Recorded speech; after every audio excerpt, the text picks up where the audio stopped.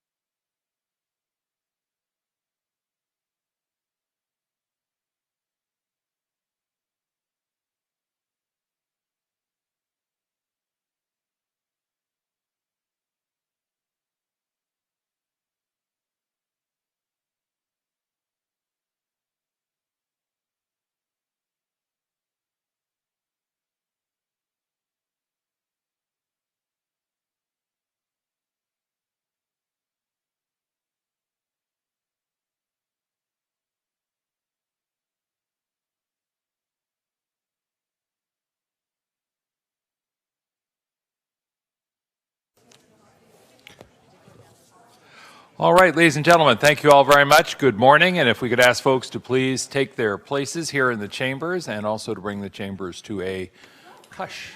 Thank you. And we are going to begin with item number 1 on today's regular meeting agenda, and that is the roll call to establish the presence of a quorum. Madam Clerk, if you would call the roll, please. Supervisor Ellenberg. Here. Supervisor Wasserman. Here. Supervisor Cortese. Vice President Chavez. And President Simitian. Here. You have a quorum. Thank you.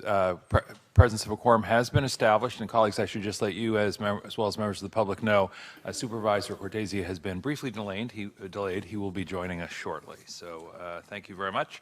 Next item of business is the Pledge of Allegiance. So I'm going to ask those who are able to please stand and join us in the Pledge of Allegiance, which will be led today by Supervisor Mike Wasserman. Supervisor? I pledge allegiance to the flag of the United States of America and to the republic for which it stands, one nation, under God, indivisible, with liberty and justice for all. Thank you, colleagues. Thank you, members of the public. And we have up next the invocation, and I'm very pleased today to invite to our podium for the invocation the Reverend Samantha Lewis. Pastor Sam is a pastor with Front Porch Mountain View, a ministry of the Los Altos United Methodist Church, with whom my office and I have been pleased to do some work over these past few years. I should just note that through the work at Front Porch, Pastor Lewis is bringing people together to connect them with their community, literally in the driveway of her own home. So we thank you for that. And Pastor, thank you for being with us this morning. Thank you, and good morning. So, as Supervisor Simitian said, I'm Sam Lewis, and I'm starting a new church in downtown Mountain View where we believe in the sacred act of neighboring. We believe that this act of neighboring and this being together in community is sacred work. And so it is with that in mind that I do my everyday work. And I do my everyday trying to draw people together out of isolation and into community. And so this means that, you know, I have 2 foster kids in my home, a 17-year-old and a 14-year-old that we've had since June. And all they need is for people to keep coming back for them, regardless of what they've done or left undone, for people to tell them you are loved, and we are with you, and we're going to keep being with you over and over and over again. But what they need is not that different from what my neighbors Greg and Christy need across the street. They talk about how in Mountain View there's always something to do, and it's amazing. But it's so hard to find that kind of sustained connection that they're looking for. And there is a guy who shows up for dinner every Sunday. His name is Joe, and he lives in his car, and all he needs is a community to keep showing up for him over and over and over again. And the people in downtown Mountain View that I've met talk about how exciting it is to possibly be talking to the person with the next big thing, but how it is so exhausting to feel like they are constantly being pitched. And so what we really care about are communities where people can come as their authentic self and find genuine and authentic connection. And so I think part of the work that you do this morning is to think about what it looks like to equip the community to have these spaces for connection, right? What it looks like to do your civic duty to make these places of connection possible. And so I thank you for the work that you do. I hope that you will join me in this moment. We give thanks that we have gathered here, and we ask that which is greater than us to guide our work and guide this time, that we might be fully the servants of the people that we are called to be. May it be so. Amen. Thank you again, Pastor Sam. Colleagues, that takes us to item number 4, which is to announce adjournments in memoriam. To my knowledge, we have none this morning. That would take us to item number 5, commendations and proclamations. And I see that we have one item, and that is a presentation by Supervisor Wasserman, a commendation for icing on the cake in celebration of National Dessert Month. And I'm sure that the spirit of our former colleague, Supervisor Ken Yeager, is with us this morning. And we'll ask ask a friend, that we'll have Supervisor Wasserman step up and make the presentation. Thank you, President Smitty. I'd like to ask the owner of Ice on the Cake, Lynn Magnoli, and the general manager, Angela Caracillo, to join me at the podium. Thank you. Please do. Tiffany? Could I see the public comment cards? Thank you. These are the public comment cards. Ladies, come on up here and join me. So for those of you that know me, you know I love desserts, and I try and have one each day. Not two, just one each day. I think, moderation. And Ken, if you're listening, sorry, bud. October is National Dessert Month. And with me today, I've got Lynn and Angela, again, the owner and general managers of Icing on the Cake, which is an absolutely wonderful bakery, dessert shop, and whatever else you may call your location, that goes back some 34 years, 1985? 1985. And it's my absolute honor and pleasure to be able to honor National Dessert Month. October's got Halloween, World Series. There's some other stuff happening, but National Dessert Month, that's the big thing. So along with that, it's my honor today to present to you, Lynn, a commendation signed by the Board of Supervisors to go into your store in Los Gatos. And Lynn will be speaking in just a moment, say a couple of words. But Icing on the Cake has been there for 4 decades. And when people think about Los Gatos and downtown, one of the things they've said, and I've lived there for 40, 50 years, is, have you been to Icing on the Cake? Very innovative, very creative, very accommodating, just an absolutely wonderful place. If you haven't been there, I suggest that you do stop by and pick up something sweet to eat. The commendation says, whereas Icing on the Cake is all about nostalgia, Lynn Magnoli is the owner, and her love of baking began as a little girl in her backyard playhouse, where she used plant saucers to make sawdust pies. When strong enough to pull a stool to the countertop, she watched her mom bake for her family on a weekly basis. Whereas with no formal training or food-related job experience, Lynn Magnoli received an opportunity in September of 1985 to open a bakery in a 300-square-foot house off North Santa Cruz Avenue in Los Gatos. The location was well hidden, but the irresistible aroma worked its charm. You ever walked by a coffee shop? You could smell that coffee. You can walk by there, you can smell that chocolate. With the help of a small but enthusiastic crew who shared Lynn's vision, the bakery case was filled daily with made-from-scratch cakes, cupcakes, cookies, brownies, and pies. Whereas word soon spread that there was a buttery little bakery in downtown Los Gatos worth finding, I can attest to that. And after 15 years of learning and growing, Icing on the Cake relocated to a brand new building on West Main Street in February 2001. In October 2013, the bakery expanded into the adjacent space, occupying the entire building. With the expanded lobby, kitchens, and a lot more help, Icing on the Cake now offers a greater selection of ever-growing vegan, wheat-free, flourless, nut-free, and egg-free baked goods and other unique merchandise. Something for everyone. Lynn has expressed that it's truly an honor and a dream come true for her and her staff to create desserts that are loved, shared, and enjoyed by many. And whereas giving back to the community is very important to Lynn and her staff, the bakery donates desserts that can be auctioned or raffled, with funds directly benefiting various causes. In addition to Icing on the Cake's commitment to community donations, it also donates a portion of its dog bone. Is this perfect for me or what? Dog bone sales to the Humane Society of Silicon Valley, and runs in-store promotions to raise funds for organizations such as Second Harvest Bank and many other local efforts. And with that, I'll turn this over to you, and I'll give you advance invitation to 2021 around June, when Santa Clara County is going to open its new animal shelter, animal service center. It'll be the state-of-the-art in San Martin.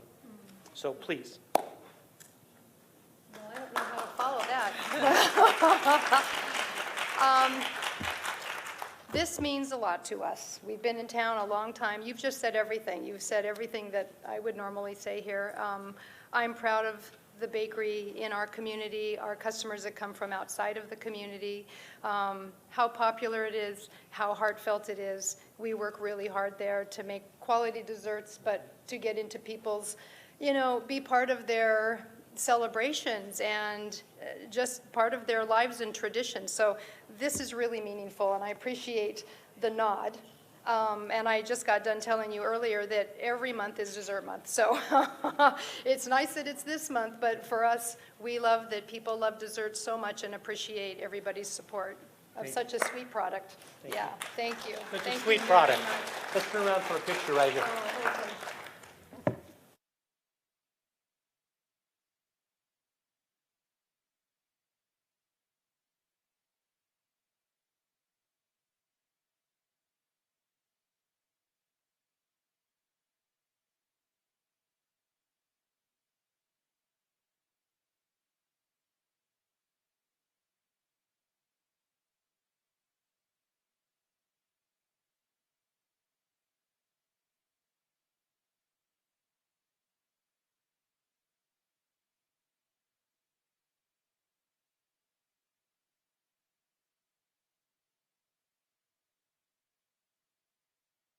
Thank you very much, Supervisor Wasserman, and congratulations again. And good to know we have an official reason to celebrate National Dessert Month. All right, public comment is our next item. That's item number 6, and we have about 9 cards on public comment, colleagues. So pursuant to the rules of our board and consistent with the published agenda, we'll ask the clerk to set aside 2 minutes for each of our speakers. If you wish to speak under public comment, could you please turn your card in now? That helps us manage the time. So I'm going to ask anybody else on public comment. Cards are in the back. Okay, public comment, of course, is that portion of our agenda set aside for comment by members of the public on non-agendized items. Those are items not on today's agenda, but that are properly within the jurisdiction of our board. So let me ask if folks could line up if they're able. We'll move expeditiously, but again, set the clock for 2 minutes. We have a card from, I believe it's Edelmira Arellano, and then Lan Nguyen, and then Blanca de la Torre, and then Angel Kelly, and then Ren Bradley in that order. So come on up. Arellano, Nguyen, de la Torre, Kelly, and Bradley. Who would like to go first, and do we need translation? I'm actually speaking for Aldemira because her English is limited. So I'm reading her That would be speech. fine, and if you'd like to just stand side by side, that's okay. Okay. And welcome to you both. Hi. Okay.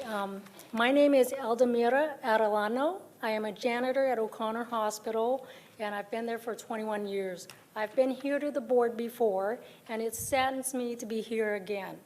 Without any action from the board, I will lose my job on November 9th.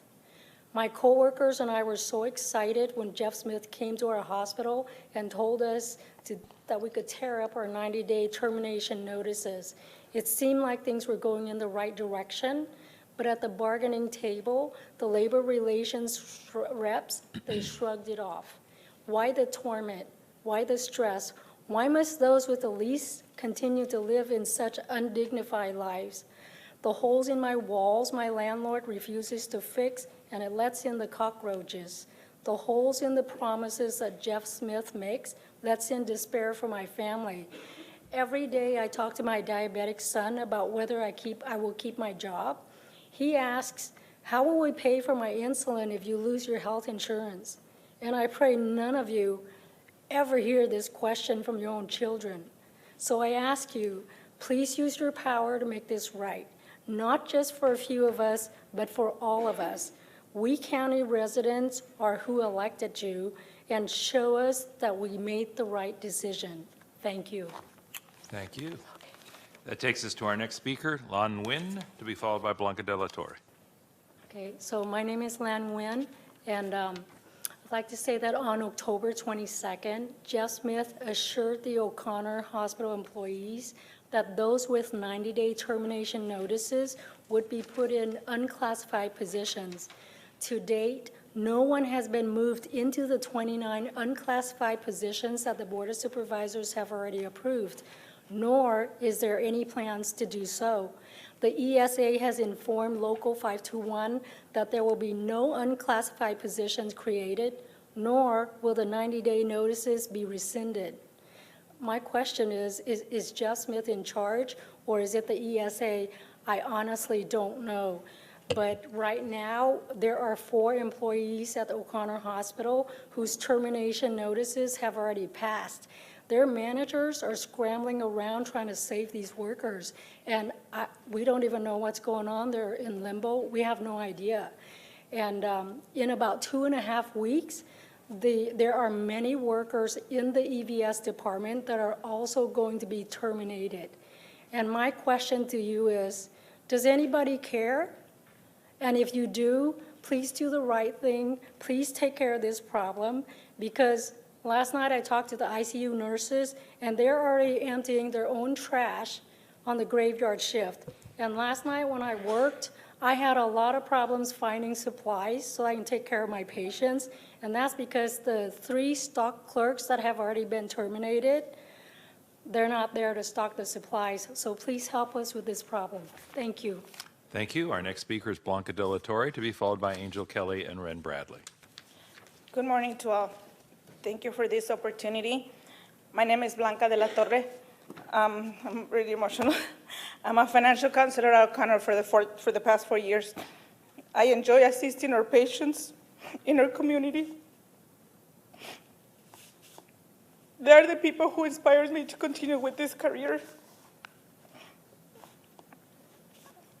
As any other employee, I depend on my job to provide for my family. I also depend on my health insurance. I'm a breast cancer survivor for 2 times already. It's heartbreaking going home not knowing that I'm going to keep my job. It's not easy to carry all this stress, not knowing that my job depends on a test that I might not pass, or even if I do pass, I might not have the desired score to secure my position. As the months have passed since the sale of the hospitals, I have experienced nothing but false promises. I have experienced nothing but false promises from Jeff Smith. We were promised our jobs, we were secure, we were leave. Later to find out that this may be another false promises. I'm here to request you keep your promise and appreciate all the valued employees we are. All I ask to please assist on keeping our jobs. We are the community. We come to work with pride every single day. We vote for you guys. We selected you guys. We need you guys' support. I'm another family struggling with health insurance issues. Yes, we have a job. I might have been able to go find another job in a different hospital. But I love working at O'Connor. I built a family there. They're my family, same as St. Louis. Every morning I get up, I come to work.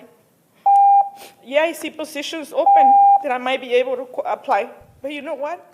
I still have hope, the same hope I had 10 years ago. Thank you for your comments. Thank you. Angel Kelly, to be followed by Ren Bradley, and then we're going to move on to Mark Trout, Julian Soria, Trina Mering, forgive me if I can't read that one right, Lori Nepoth, and Scott L. And would you be Ms. Kelly? Good morning. My name is Angel Kelly, and I'm a supervisor in emergency response. In the 2013-2014 civil grand jury report, there was concerns that were brought up with regards to the Receiving Assessment and Intake Center, known as the RAIC. And those specific issues were regarding security, sheriff presence, security for 24/7, the lack of training for CPR, lack of training of first aid, lack of training of first extinguisher training, lack of training in automated external defibrillator, among other things. And yet, soon after that, we moved out of the 725 Santa Clara address. But after concerns were brought up to the county exec, Mr. Jeff Smith, in September, there was a directive from his office to move children out of the Annenberg address, and we are back now at the receiving center on 725 Santa Clara. all very quiet, nothing made public. And yet now what we have there is staff who's rotating through voluntarily with none of the trainings that were identified in the civil grand jury report, with no sheriff support there, with none of even of the basic things that were there before and that were concerning, and with Judge Chandra wrote an article piece for the Mercury News talking about how that was a deplorable state and it should not be there. On October 16th, we had a new worker. Her name is Shirley. She's only 7 months on the job, and upon taking children there were parents that tracked them with the GPS and pushed their way into the center because there was limited staff there and no one else for support or resource. Last Friday, on October 18th, we had twins that were taken there, and once again, no security, no support, and there was homeless individuals that were under the influence right by the entrance, and the workers felt unsafe for the children and for themselves. How is it that we moved out of there because of all of the things that were identified in the civil grand jury report and that we could not correct, and yet now we're back over there again? Thank you. Excuse me, Mr. President. Yes, Mr. Wasserman. Thank you. I think it's appropriate under this for our CEO to make comments regarding the O'Connor janitors. And the reason I interrupted, and I apologize for that, because I know we normally do this at the end of the speakers, but I wasn't aware if the couple of individuals that spoke about that subject were still here. Dr. Smith? They are still here. Thank you. Great. With your approval, if that's all right, I just wanted them to be able to hear from Dr. Smith before they left.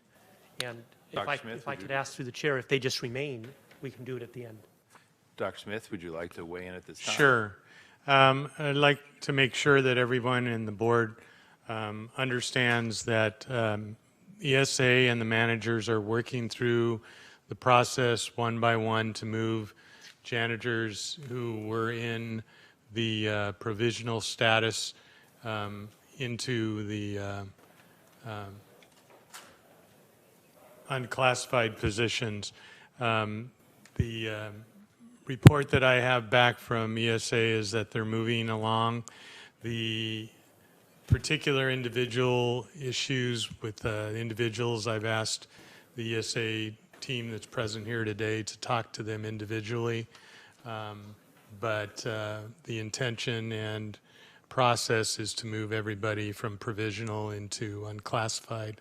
The letter that was received was, very unfortunate because people do need to be, quote, terminated from the provisional status, moved into the unclassified status, and that was not clarified in the letter. So I think people can be assured that they'll be moved into the unclassified. And Matt Cottrell is over there in the corner, and he'll contact the individuals involved and find out the particulars of exactly what their situation is, because the transfer is happening on a one-to-one basis. Thank you, Mr. President. Thank you, Dr. Smith, for clarifying that. Thank you. I Let hope me that just, message is before I conveyed. go to other colleagues, Mr. Wasserman, did you get what you were hoping to get from our county executive with that response? Yes, and I hope the individuals here understood in county terms what was being said, that there's a process to save your jobs that is going to happen. So I'm Thank going to you. go to Ms. Ellenberg and then Ms. Chavez, Supervisor Ellenberg, and then Supervisor Chavez, who appear to have follow-up. Thanks. I'm hoping that Matt could maybe stand up and identify himself so that if any of the individuals here now want to speak to him about their individual situation, we can make that happen. Thank you.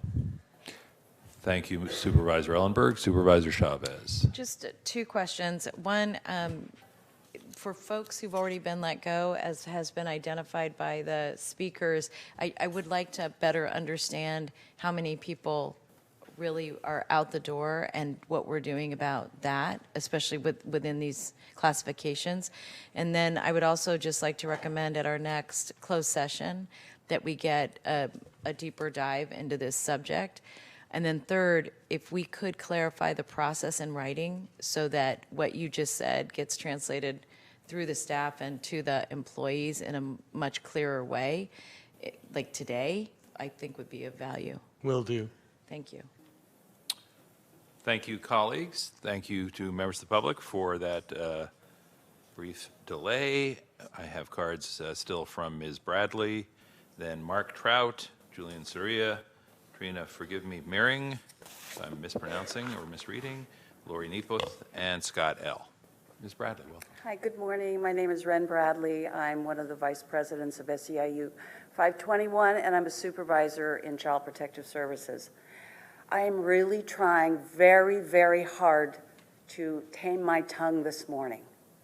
And I'm trying to remember the words of Reverend Samantha Blewis, love, love, and love. So my original speech, until Jeff Smith just talked, I'll give that first.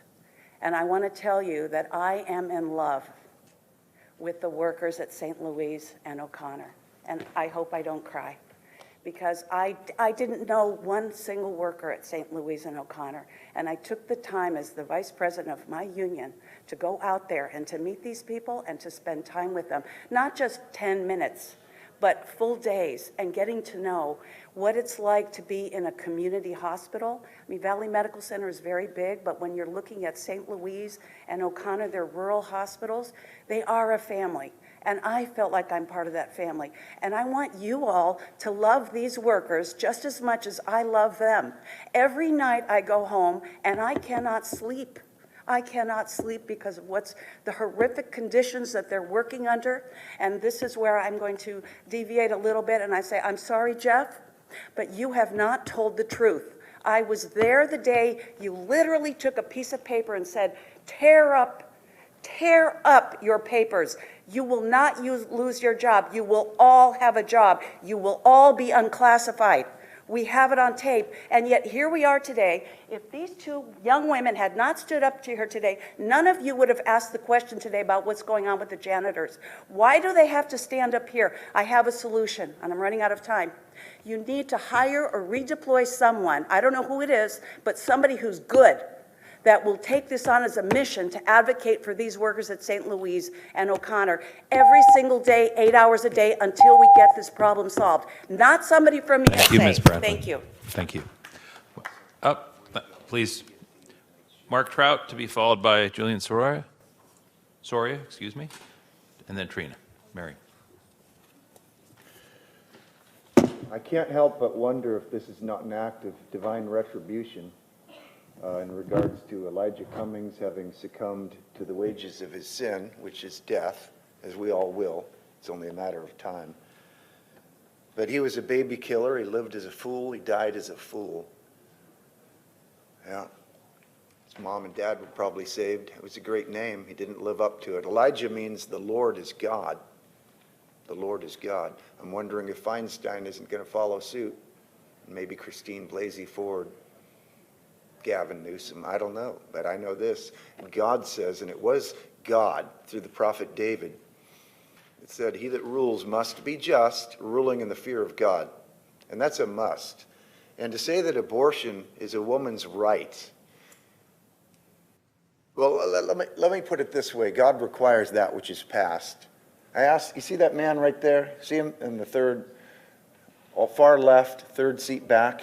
He used to be the head of the child services. I remember when Vicki Nguyen did her piece in NBC. NBC on that particular report was not fake news.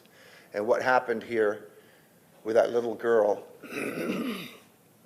And Vicki Nguyen wanted to interview him, and you could tell he didn't want to talk because we're all made in God's image. And we know when we lie and we know when we tell the truth. And that's why little Adam Schiff won't go on Sean Hannity's show. Yesterday he said, I've got 625 radio stations. I'll give you 4 full hours to talk about your words. You put words in the president's mouth, and he knew he did. He knew he was lying. But because Adam Schiff and all of us are made in God's image, okay, God, listen, there's one thing God cannot do. God cannot lie, okay? God can't lie. It says that in Titus. And because he can't lie, everything in the Bible is his word, and it is appointed unto man. Time has expired. Colleagues, as you know, and I want to say for those who are present in the chambers, we are obliged to accommodate a wide range of views and values that are expressed during public comment. We respect the free speech rights of any and all who participate. That being said, on very rare occasions, I am moved to offer comment, and this is one of those rare occasions, and I simply want to say for the record that I found the comments appalling and distasteful and unworthy. Sir, please. And unworthy of the public arena. Thank you. The next speaker, please. Julian Soria. Good morning. I've been with the county for a little over 1 year, all of it at the rake.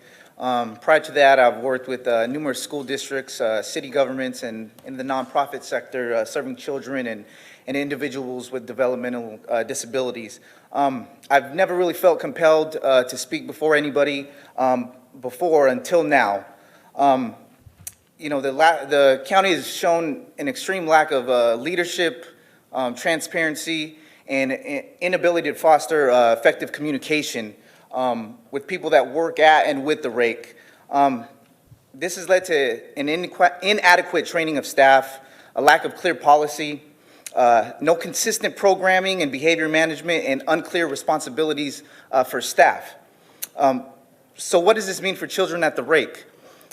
You know, this has directly led to, you know, numerous physical, sexual assaults occurring on premises at the rake.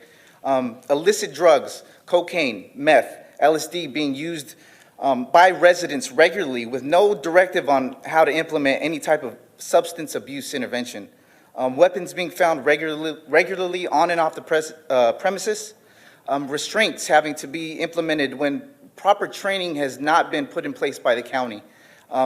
And active homicidal threats towards staff.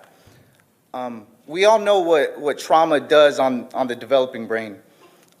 So when we put proper resources and support to staff and children, we can prevent a lot of that trauma that occurs. As of now, the county has been allowing that trauma to occur, and it's hurting children.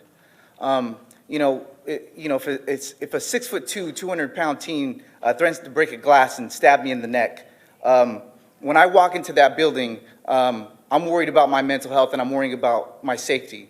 You know, what does that mean for a 2-year-old that's walking into that facility or a 10-year-old walking into that facility? I'll leave you with that. Thank you. Thank you.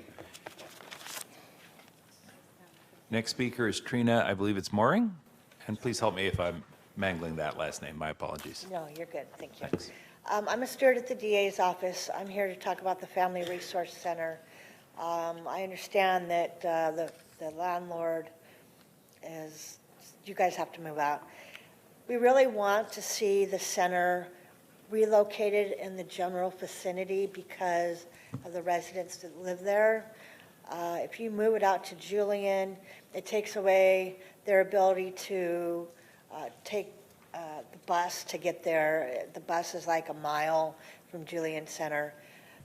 We want access to that, easy access, because our children, our moms and our dads, they need your help so that way they can get the help they need. So please help us, help them, and relocate it to that same neighborhood, vicinity, whatever you can do. We're pleading and asking for your help to help our community on that. As well as that, obviously we have a contract negotiation going on right now, and I have to address, Jeff, you make easily $500,000 a year. That's what I've been told, and you do get raises. So I don't know, you're shaking your head, but the point of the matter is that we need your help. We need to be able to survive in the community. Last year, I was almost homeless because I was in a rental that went up $200 in 1 month, and I have little dogs. I was almost homeless, but luckily, I found someone that would help me split the rent, and I was able to move somewhere else. Drastic times, we really need your help. Our women, our children, families need your help as well. Thank you. Thank you. And next speaker, please. Good morning. My name is Lori Nepoth. I've worked at the Rake and former children's shelter for 23 years. I was part of the group that came forward to the Board of Supervisors 10 years ago to tell you that the Rake would not be adequate or safe to house all the populations that the community intended to house together. Now there's finally a separate facility, but it's not staffed or supplied properly, and the staff are not trained for these situations. The response to have probation come and help is temporary and expensive Band-Aid. It's simple. We need more workers that are permanent and trained. I've seen several layers of administration added in my department alone recently. It's very disappointing to hear the news reports from our county executive who says that our ULP is all lies in order to strike because we just want more money, that our union is leading us around by ignorant sheep. This could not be farther from the truth. Our ULP is based on issues seen at the rake, and it is horrible that we had to go on strike in order to get you to listen. What we want is for the county to come correct, care for the children that are removed safely and respectfully. My department makes hard decisions. They change the course of lives. We need to do more for these children in this county. Thank you for listening. And Madam Clerk, just to confirm, I believe we have only one more card, and that is from Scott L. Any other cards? No. Scott L., if you'd like to come forward.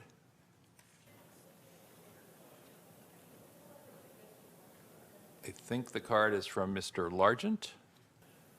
If he's in the chambers, could we ask somebody to ask him in, please, so that he doesn't pop in? Mr. Largent, I have a card from Scott L. If that's you, this would be the time, sir. I'm sorry about that. I was out in the hallway talking to Michael Rossi in regards to my my legal defense. Give me just 1 second, we'll get this out. What we were talking about, my attorney that was through the IDO, great gal, Deidre Edgar is her name. She's been now hired by the Public Defender's Office.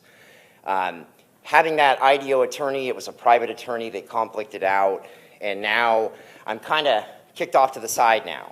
And it's kind of like recreating the wheel, starting all over again. This woman was familiar with myself, my activism, fighting for my child, kind of the whole case in general. So now the IDO has assigned me Brandon Barrett. He represented Victorious. I think he's a good guy, and I mean no disrespect to Brandon. I would like my case handled by my original IDO attorney. And I would also like my case sent back to where it should have started at the Public Defender's Office. Remember, I don't have any co-conspirators. I'm not in a gang. I've never been on felony probation, parole, all that stuff. So they never should have had an excuse to conflict out on me. The reason is Scott came in here and he pulled the pants down on what was happening to him with the courts and with his legal representation. That's what happened. That's why these conflicts are happening. You can make this happen. Contact Sylvia Perez and bring my case back over there. They need to be up to fighting shape to be able to handle civil rights cases like mine. I never should have been put in jail. I never should have had to deal with any of this, and the county should have done something to protect my rights. You guys have not, and my daughter's the one that lost out. 4 years clean and sober come December, and my daughter dealt with a massive gap in the middle. How are we going to fix that right now? Let's fix it where we can stop this from happening to other people. I didn't do anything wrong, and coming in here, this is my First Amendment right. You people shouldn't have been sending law enforcement to my front door. I'm not on probation or parole. Thank you. All right, colleagues, thank you. I believe, Madam Clerk, that's the last of our speakers under public comment. Then we'll say thank you to all of you who came for public comment. I wanted to let you know you got heard. Dr. Smith, thank you for the follow-up and clarification. And your staff, again, I believe, is at the rear of chambers, yes? Working with Yes, someone. Matt's over standing by the door. Great. All right. Wave, yes. Thank you very He'll much. All Make right. sure that things get straightened out. Thank you. That takes us to item number 7, which is to approve the consent calendar and any changes to our board's agenda. Madam Clerk, would you like to confirm that the goldenrod copy is in fact the most up-to-date copy? And we do have colleagues, looks like 4 folks who would like to speak when the time comes. But first, here's the process we'll use for folks who are unfamiliar with it. We'll go to the clerk. She'll walk us through the proposed changes to our agenda today. We'll then hear of any other proposed changes. from all 5 members of the board. Once they've offered up any suggestions for changes, we will then go to members of the public who've asked to speak on the consent calendar, and we will then take final action on the consent calendar. Madam Clerk? We have a request from Supervisor Wasserman to add item numbers 17 and 18 to the consent calendar.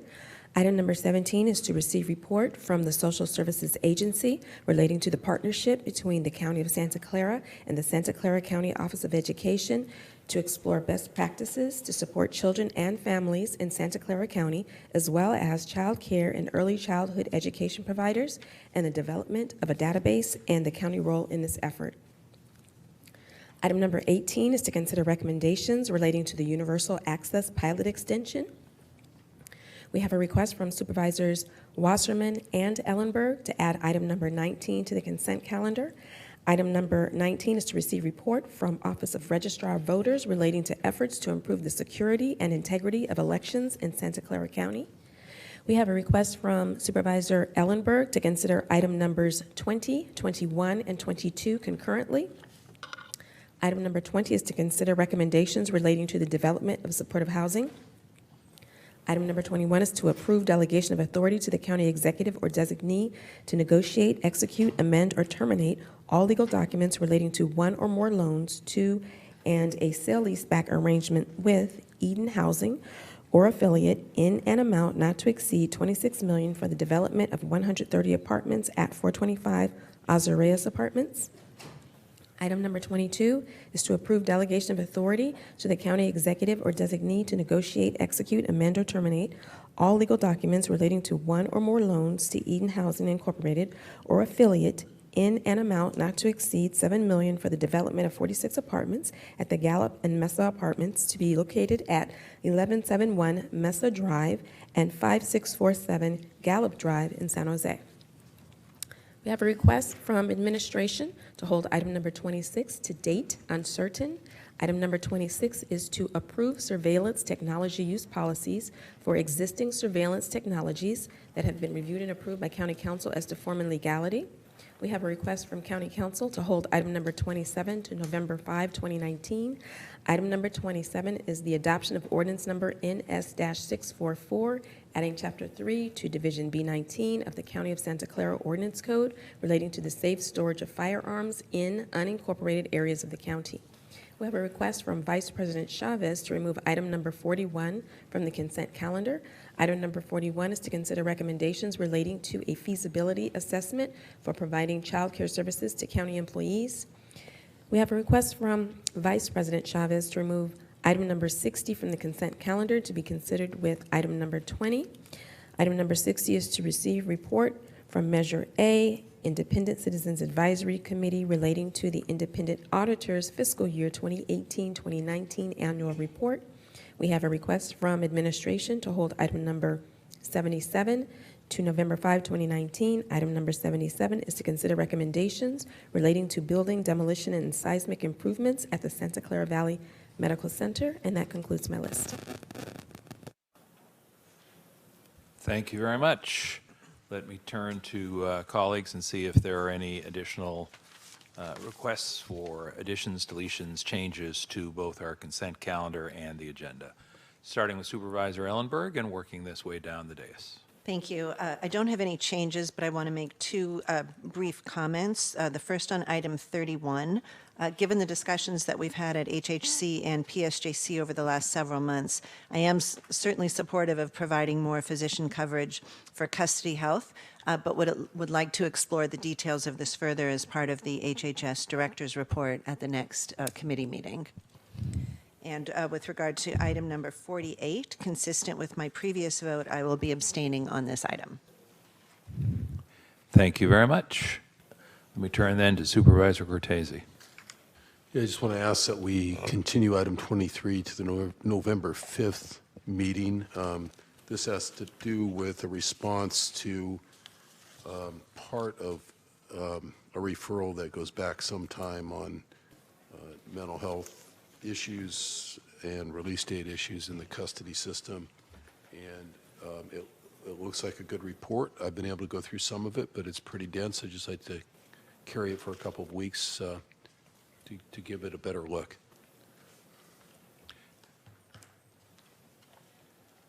Thank you very much. And Mr. Cortese, excuse me, I was distracted. Could you give me the number on that one again, please? 23. And thank you. And so the request on item number 23 is to? November 5th. Thank you. Just want to make sure I have the right date for the right number. And that takes me to Supervisor Wasserman. No? Supervisor Chavez. Thank you very much. What I would like to do is actually keep on the regular agenda to be heard at its regular time, the childcare item, number 17, number 18, the universal access pilot, and I think there was one more. But if we could put those on the regular agenda. And then, then the other one, I just wanted to make a request of Supervisor Ellenberg. On item 31, when it goes back to HHC, which I think is a really good idea, I would also be interested in looking at the staffing for the physicians group as well as the nursing and getting your feedback and thoughts on that. We brought a referral forward to take a look. Well, actually, I don't know that we've done that. We've gotten a lot of feedback on this. We've had discussions both with the sheriff's office, with Dr. Smith, and with medical, but I don't feel like we've got a resolution on the staffing structure there. So if you heard it and then it could come to the full board would be great. Thank you. And let me just look. Oh, and then on item 41, this is the feasibility assessment for childcare. If we could hear that with 17 and 18 would be great.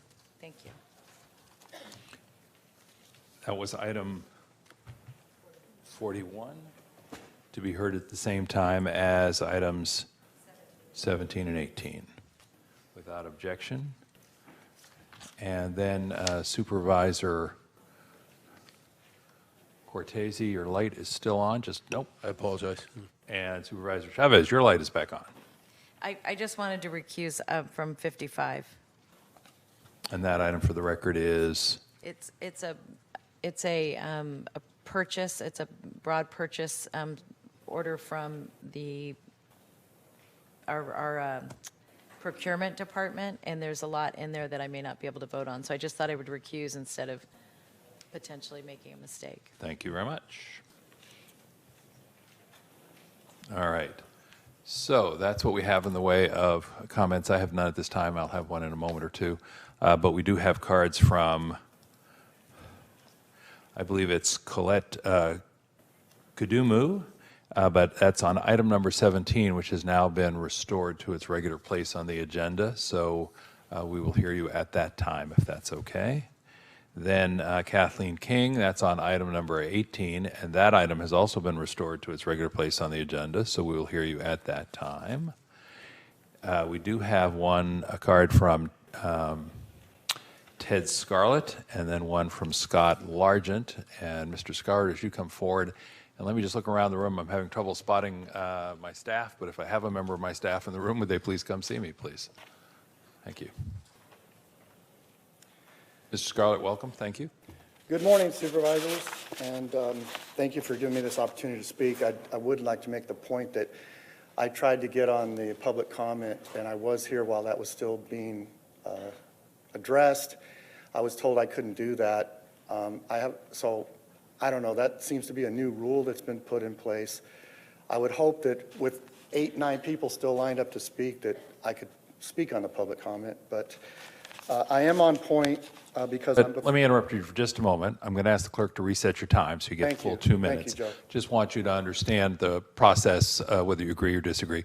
We have for all who participate, we have a set of rules that provide for a certain amount of time for each speaker, depending on whether there are 3 or 4 speakers, 10 to 15 speakers, 20 or more speakers. 1 minute, 2 minutes, 3 minutes. And what happens is we get a bunch of cards, and I have to make an assessment about how much time to allocate each speaker. And after I tell folks how much time they have, I certainly don't want to cut it down after I've told them that.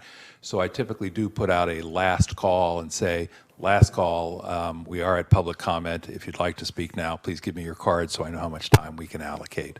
So I'm sorry if that wasn't entirely clear.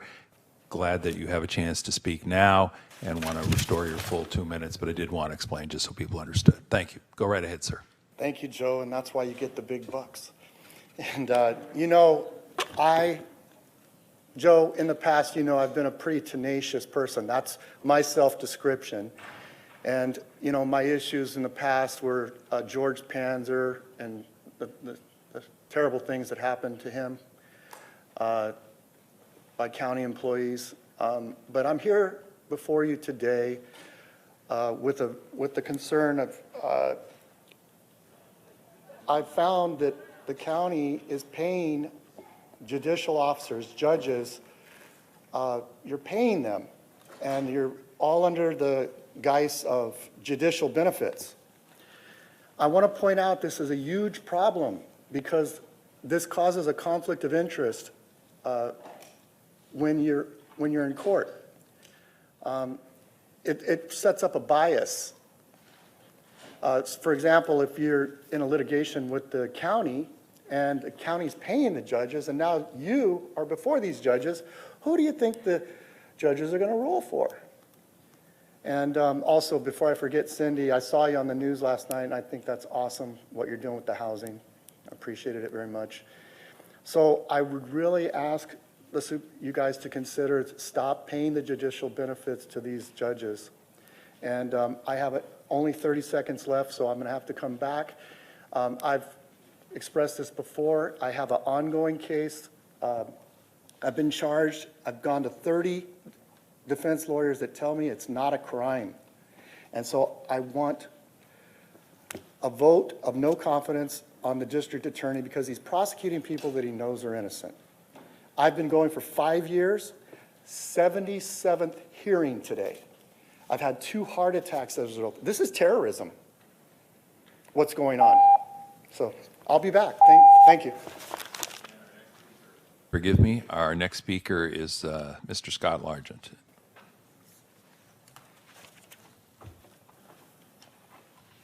Thank you, Tiffany. When I, excuse me, when I look over the consent calendar, when I was first coming in here, I used to call it the consent calendar scam. I thought everything was kind of pushed to the side, everybody votes yes on it, and kind of kicks it down the hill. I've noticed on our consent calendar a lot that we allocate a lot of money to the Law Foundation, and there are a lot of other areas where we're feeding more dough to our courts.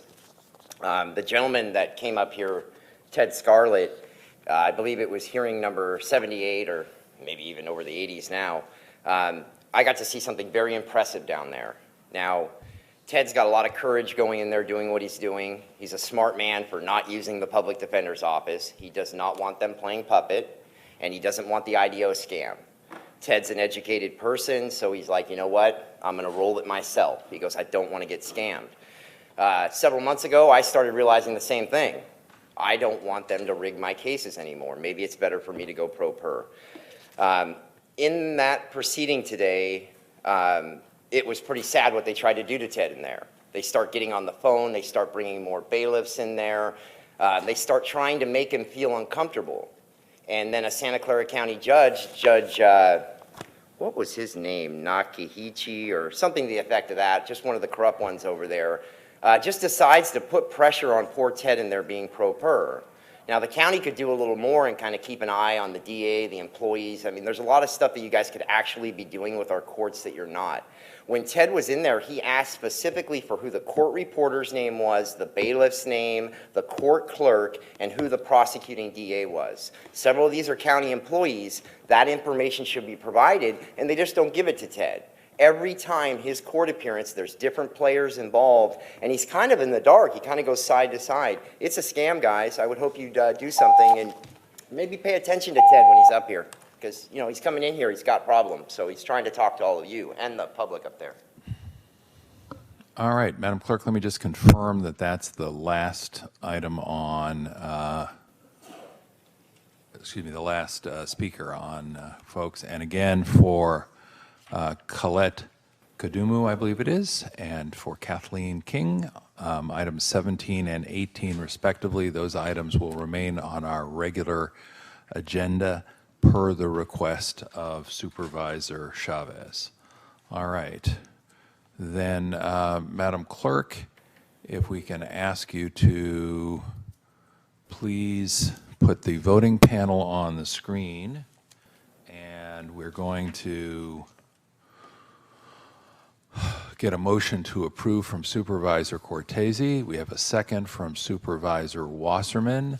For the record, items 17 and 18 will be heard in their regular place, and Supervisor Chavez. Say again. One moment, please. I apologize. Supervisor Chavez has asked that item 41 be joined with those items. Yes? Do you want all three of them heard together, Supervisor, just so we know what we're voting on? Okay, thank you.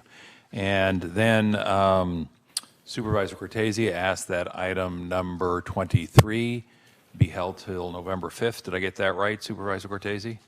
Thank you. And Supervisor Chavez has indicated she'll be recusing on item 55. And Supervisor Ellenberg has indicated she'll be an abstention on item 48, if I have that correct. And just for the record, Madam Clerk, I too will be an abstention on item 48. So again, submit and abstain on item 48. Colleagues, have we captured any and all changes to the changes? I think we have. Then we'll ask all 5 members to please vote on the screen, and we'll look overhead. And the consent calendar, as amended, passes on a 5-0 vote. Thank you very much, and thank you to all who were here for those items. Now, that takes us to item number 8, a public hearing on the Tax Equity and Fiscal Responsibility Act of 1982, and specifically on the item that is listed in our agenda at 8A and 8B. This item cannot be heard prior to 10 a.m. That time has come and gone, so we may take up item number 8, which we now do. I'm announcing that item a little bit formally because this is a public hearing. So I'm going to ask the staff to make a brief verbal report. Come on down and summarize the agenda item and your recommendation. And of course, please introduce yourself for not only members of the board, but members of the public. Welcome. Thank you.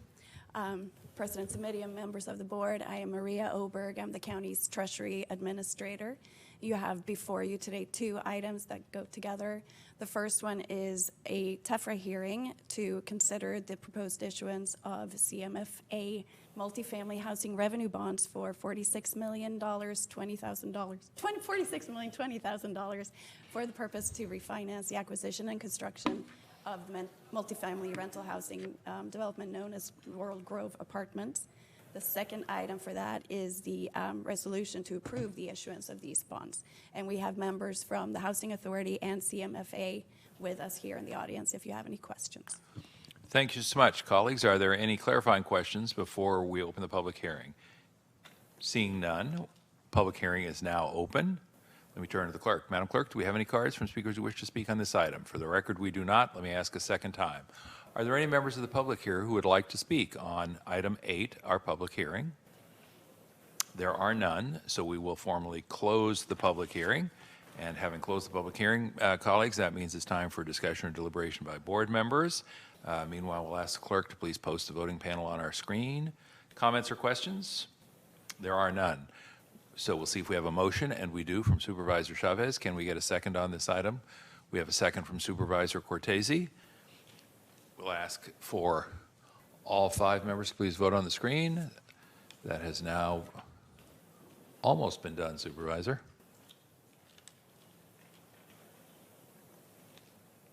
All votes have now been cast, so we'll ask the clerk to please display the results, and we can announce that the item passes 5-0. That's items 8A and B, and the motion carries unanimously. Thank you very much. And that is for the recommended action. That takes us to our next item, which is item number 9. That one is a time certain, which may be heard no earlier than 10:30. As it happens, it is 10:31. So we'll welcome Mr. Lorenz and ask him to share his report with us this morning. Good morning. Thank you, President Simitian, members of the board. Paul Lorenz, Chief Executive Officer of Valley Medical Center. You have an item before your board to consider an acceptance of a grant of $700,000 from the El Camino Foundation. So we're pleased to offer that for your board's consideration. That's to continue the dental services and the mobile clinic. The second item for your board's consideration is the report on the SB 1152, which is the discharge program. I'd be happy to answer any questions that you may have. We have questions from at least one or two members of the board, and I'll have a comment in just a moment. Can I ask the clerk to please display the voting panel so that I can make the motion? And first question or comment comes from Supervisor Ellenberg, then we're going to go to Supervisor Chavez. Thank you, Paul. I really appreciate the data that's provided on the first quarter of tracking for SB 1152 and look forward to future updates, especially as the O'Connor and St. Louis data is further integrated into HealthLink. At this point, what flags are you seeing as a result of receiving the information in this way? And to the extent there are any, what steps is your team taking to improve services based on the data? Thank you, Supervisor Ellenberg. So the first thing that we're focused on is making sure that the referrals that are coming from the emergency department are followed up by the homeless program. So those referrals are given to our caseworkers to ensure that the patients have the appropriate follow-up care they need, so that we can ensure that there's no readmission to the hospital or to the emergency room. So we are aggressively looking at those referrals and ensuring appropriate follow-up. The second item that we're paying close attention to is obviously the closing. So we have always provided closing support for our patients upon discharge. What we are in the process of doing is establishing contracts for all 3 hospitals to ensure that we have appropriate closing for the different times of the year, particularly during the winter months. I appreciate that we are taking the steps to offer those services and to make things available. In Figure 1, most patients recorded discharge to home or to self-care. Are you able to break out the data to indicate how many of those patients were linked into shelters or other housing resources rather than discharged without housing support? So at this time, we have a general idea, but what we are working on is the ability for us to collect specific data. So we will have a drop-down menu to identify the type of support that they're receiving with respect to housing. So we'll get more granular and be able to report that out to your board. And will you be able to make a distinction between what they're offered and what is received or accepted? Our hope is that we'll be able to document both, what is offered and what they actually accept. In many instances, we can offer them support, but sometimes they have other interests or ideas in terms of how they want to manage their situation. Right. So our hope is to offer and report out both. Thanks.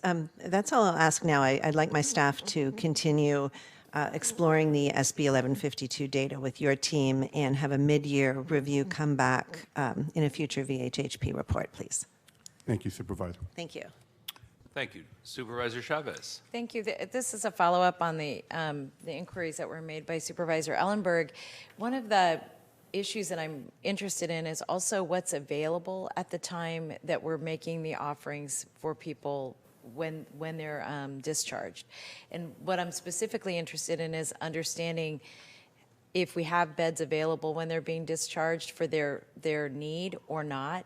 And I think it speaks to the question that Susan's asking, which is what's being offered and then what are they taking? But the pre to that is what we have to offer at the time of dispatch. And part of what I'm trying to better understand is what our waiting lists look like for different parts of our system so that we have a better understanding of what part of the system to invest in, particularly as it relates to housing and placements in the future. So Supervisor Chavez, we can take a look at how we can monitor our inventory. That's a constantly fluid situation, whether it has to do with skilled nursing facilities and whether or not a particular individual, given their circumstance, qualifies for that level of care. So what we can do is take a further look at how we can inventory our housing options relative to the patients that typically present to the ED. I think that's such a great point that you just raised. I just want to underscore that how we match what people's needs are is pretty critical, and period. And I think as we make, as we're moving so fast on Measure A, that I'm mindful that if there's a part of the inventory we're not investing in properly, that we need to take a look at that. And it may literally be a mismatch of what people are eligible for and what we're providing and what we're building. So that's part of what's driving that question. Thank you. Thank you very much. And the reason I leaned in to make the motion, Ms. Lorenz, and to push my microphone button on is just to acknowledge the contribution which we are obliged, which is a good thing, to formally accept the grant award from the El Camino Healthcare District and for the $700,000. My recollection is that last year was their first year supporting the effort. Am I remembering that correctly? So Supervisors, President, they have supported us in previous years, but not to this level. Right. So the addition of dental and some of the expanded services is new. Yeah. I think we're all, we're all frustrated that no matter how much we do, we don't seem to be able to do as much as we would like, and that the need is certainly out there. And I just wanted to acknowledge and express my appreciation for the fact that they stepped up and not only stepped up their efforts last year, but have come back again this year to say they're going to continue to support the effort. So with that being said, we will ask all 5 members of the board to please vote on the screen. Now all 5 members have voted, so we'll ask the clerk to please display the results. Motion carries on a 5-0 vote. We'll say thank you to you, and please convey our thanks to the folks who are doing this work out in the field. Thank you. That takes us to item number 10. We're now into board referrals, colleagues. So item number 10 is the San Jose Family Resource Center. We have 10 cards on this item. And Supervisor Cortese, this is your item, I believe, sir. So why don't we ask you to lead in with opening comments as you would like, and then we'll go to members of the public. No, thank you very much. The request, the referral is a request to bring back options next board meeting, November 5th, for the San Jose Family Resource Center to either remain at its current location and whatever necessary actions there are to achieve that, or options for alternative sites within a closer proximity to the current location. I know there's been some discussion at the committee level about the East Ridge mall site, not the mall itself necessarily, but a couple different locations there, one public and one private that we've been told at the committee level are being investigated. In the meantime, I have discussed with the county executive on a one-on-one basis the option of putting a hold on the move until the board can take a look at whatever information is brought back, at least until that time. And I would pause for a moment and just ask Dr. Smith to confirm that that can be done. And if it can be done, I'd like to fold that into the motion, essentially a moratorium on the move until we get this information back. Sure, there's no urgency, so we can put it on hold until further notice, and we'll come back to the board with the requested information and have the board involved in the decision. The decision was made, I think, in a reasonable way to address clinical issues, but I think since it's become quite a concern, it's certainly appropriate for us to bring back all the information that's being requested and let the board make the final decision. Yeah, again, the emphasis is on options, and again, the committee has received some significant interaction with Dave Berry and others who apparently are looking at other sites already. I was just trying to get the board, this board action aligned, this referral aligned here at the board level with the rest of the dialogue that's been going on internally. So I would just like to fold that that additional direction in until we can visit this again on November 5th. Thank you. I will go to Supervisor Ellenberg, whose light's on, and then, as I say, we do have 10 speakers. Supervisor? Thank you. I'm going to support the motion. I think it's a good idea. I'm a little bit surprised, Dr. Smith, that you said there's no urgency, which on one hand is terrific to hear. On the other hand, the move seemed to be the straw that led to so much of the dissatisfaction and unrest that we're experiencing right now. And I wonder if it wasn't urgent, did we really need to do this in a public and seemingly assertive way? I guess I overstated it by saying urgency. The plan was in place and we thought we were solving an important problem with a reasonable solution. However, it did blow up politically, so we can put a hold on that. We will lose some money in the sense that we're delaying the process, but given everything that's going on, if the majority of the board agrees, we can delay. Great. Thank you. Thank you. And I would just say to the speakers, I'm appreciative that there's speakers here on the topic. There has been before, but hopefully with that anticipated direction, people can sort of cut to the chase in terms of their comments, if that's what they're here to support. I don't know, but all right. Putting that out there. All right, thank you. Why don't we ask folks to line up if they can. Veronica Moreno de Leon, to be followed by Shirley Bolton, to be followed by Ren Bradley, to be followed by Angel Kelly, to be followed by Ernesto Bejarano, and then we have another 5 or so. Come on up.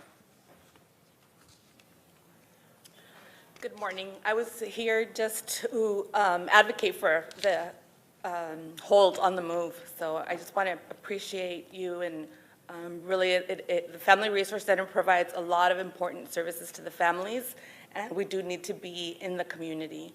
So I appreciate the questions that you've made. Thank you very much. Shirley Bolton, come on up. Hi, good morning. I just wanted to come here and uplift the voices of my clients. My clients have expressed their disappointment after learning that the Family Resource Center was going to be closing. Some have expressed that it'll be difficult to get across town with working 2-3 jobs 7 days a week. And some have expressed that it would be a great loss to the community. Therefore, I believe that my clients need to have safe space in their community to get through some of the most difficult times in their lives. Thank you. Thank you. Ren Bradley, to be followed by Angel Kelly and Ernesto Bejarano. Good morning again. Cut to the chase. I want to thank you for doing this, but I also want to tell you that we practice the child-family practice model in child welfare, and that's engaging the family so that we can help with their input to make the best decisions. In this instance, the community was left out, the workers were left out, the supervisors were left out, so it's impossible for me to understand how Jeff Smith can sit there and say there was a reasonable effort to engage or whatever. It didn't happen. It shouldn't happen. This needs to stay in our community, and we are not despicable. Thank you. Angel Kelly, to be followed by Ernesto Bejarano. I grew up in East San Jose, and to this day, I can clearly remember walking everywhere with my mother and my 3 siblings, from the doctor to the supermarket to the church. My family, like many others, relied on the community resources as support. Without resources in the community and accessible to the families, the outcomes can be bleak. This is why I support for the Family Resource Centers to remain in our community and to continue to provide the assistance to the families that need it the most. In high school, if we can all remember, we all get a challenge to carry either a bag of flour or a bag of potatoes to pretend that that's your child, so you can learn what that means to have to care for something else, right, other than yourself. Well, I would love to extend a challenge to everyone sitting on the Board of Supervisors. Pretend you're in high school again, but this time, I would like for you to walk in my mother's shoes and have 4 bags of potatoes, 2 on each hand, a stroller, and 1, I don't know how they're going to walk behind you or near you, and take public transportation from East San Jose to the downtown area, and from the downtown area, walk over to the Julian campus and see how long that would take you. I guarantee you it would have taken half a day. My mother would not have been able to raise 4 children if that was what was asked for her to do at any given time, just for one resource so that she could make it by with her 4 children. So thank you for today taking the time to extend it for another 2 weeks. I hope that with the information that you obtain, that you're able to keep the resource center in our East Side community.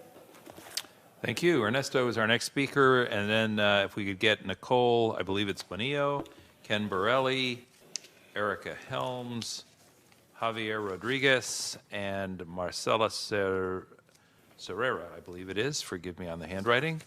Welcome. Thank you. Good morning, President Simitian, and good morning, supervisors.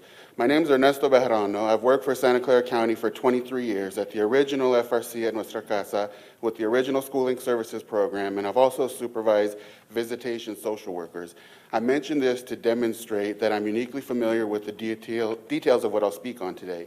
I'm here in my capacity as a school board trustee for the Alum Rock School District. At the last CSFC meeting, it was mentioned that SSA's plan was to co-locate staff and embed CFTs and visitation into the FRCs that already exist in the community.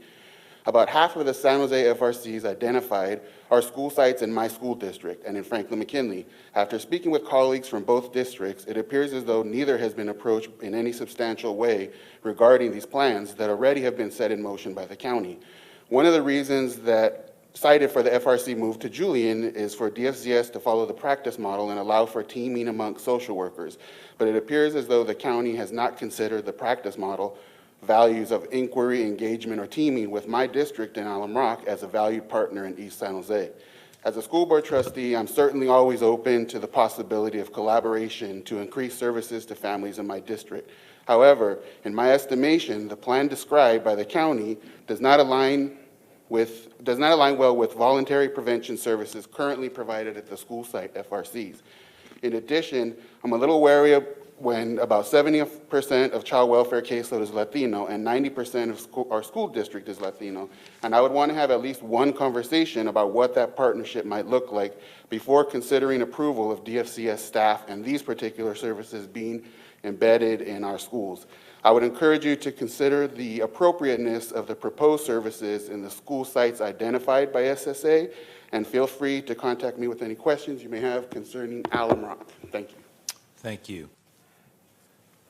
I have cards from Nicole Bonillo, Ken Borelli, Erica Helms, come on up, please, Javier Rodriguez, and Marcela Serrera.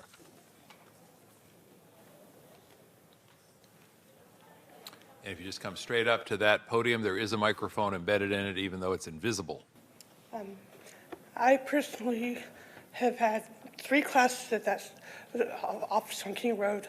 It's very convenient because it's right off the bus line. I've suffered 3 strokes, so it's actually very accessible versus the Julian Street building. And I've also have bad vibes from the Julian Street because the guy from 2001 that took my first 2 children is still working. But it's not convenient with the construction, off the bus line, and the Julian Street. I probably would go there, but the King Road, one of the classes, if they would have had it back then, I wouldn't have had neither of my kids taken. So it's delayed classes, but they have a lot of services there. My kids love the daycare. They were over there last year at Halloween. So it would really suck if you guys closed it, because my kids were actually talking about that building last week. So. Thank you very much. Ken Borelli, to be followed by Erica Helms. Welcome. Good morning. I'm really relieved to hear that there'll be more of an analysis of what was recommended. I want to speak to item 10. As a current Eastside San Jose resident, former Deputy Director of the Department of Family and Children's Services, emeritus member of the Santa Clara County Child Abuse Prevention Council, and currently a child welfare and immigration consultant. I really want to reinforce the importance of having community facilities such as the Family Resource Center in the community. The current Family Resource Center is in the forefront of child abuse prevention. It has a proven track record of over 25 years, and the center is a community institution, enhancing the quality of life in our community. Closing it, when I heard about that, was just incomprehensible. And in fact, I really believe that we need to have further resource centers, not pulling back, and putting them into a collective site just isn't really the concept of what a family resource center is involved in. And I've been involved in this decision-making process. This was a design to outreach to the community. It works. Why take back something that works and look at some of the stuff that's not working? Thank you. Thank you. Erica Helms, welcome. To be followed by Javier Rodriguez. Hi, good morning. Thank you for your time.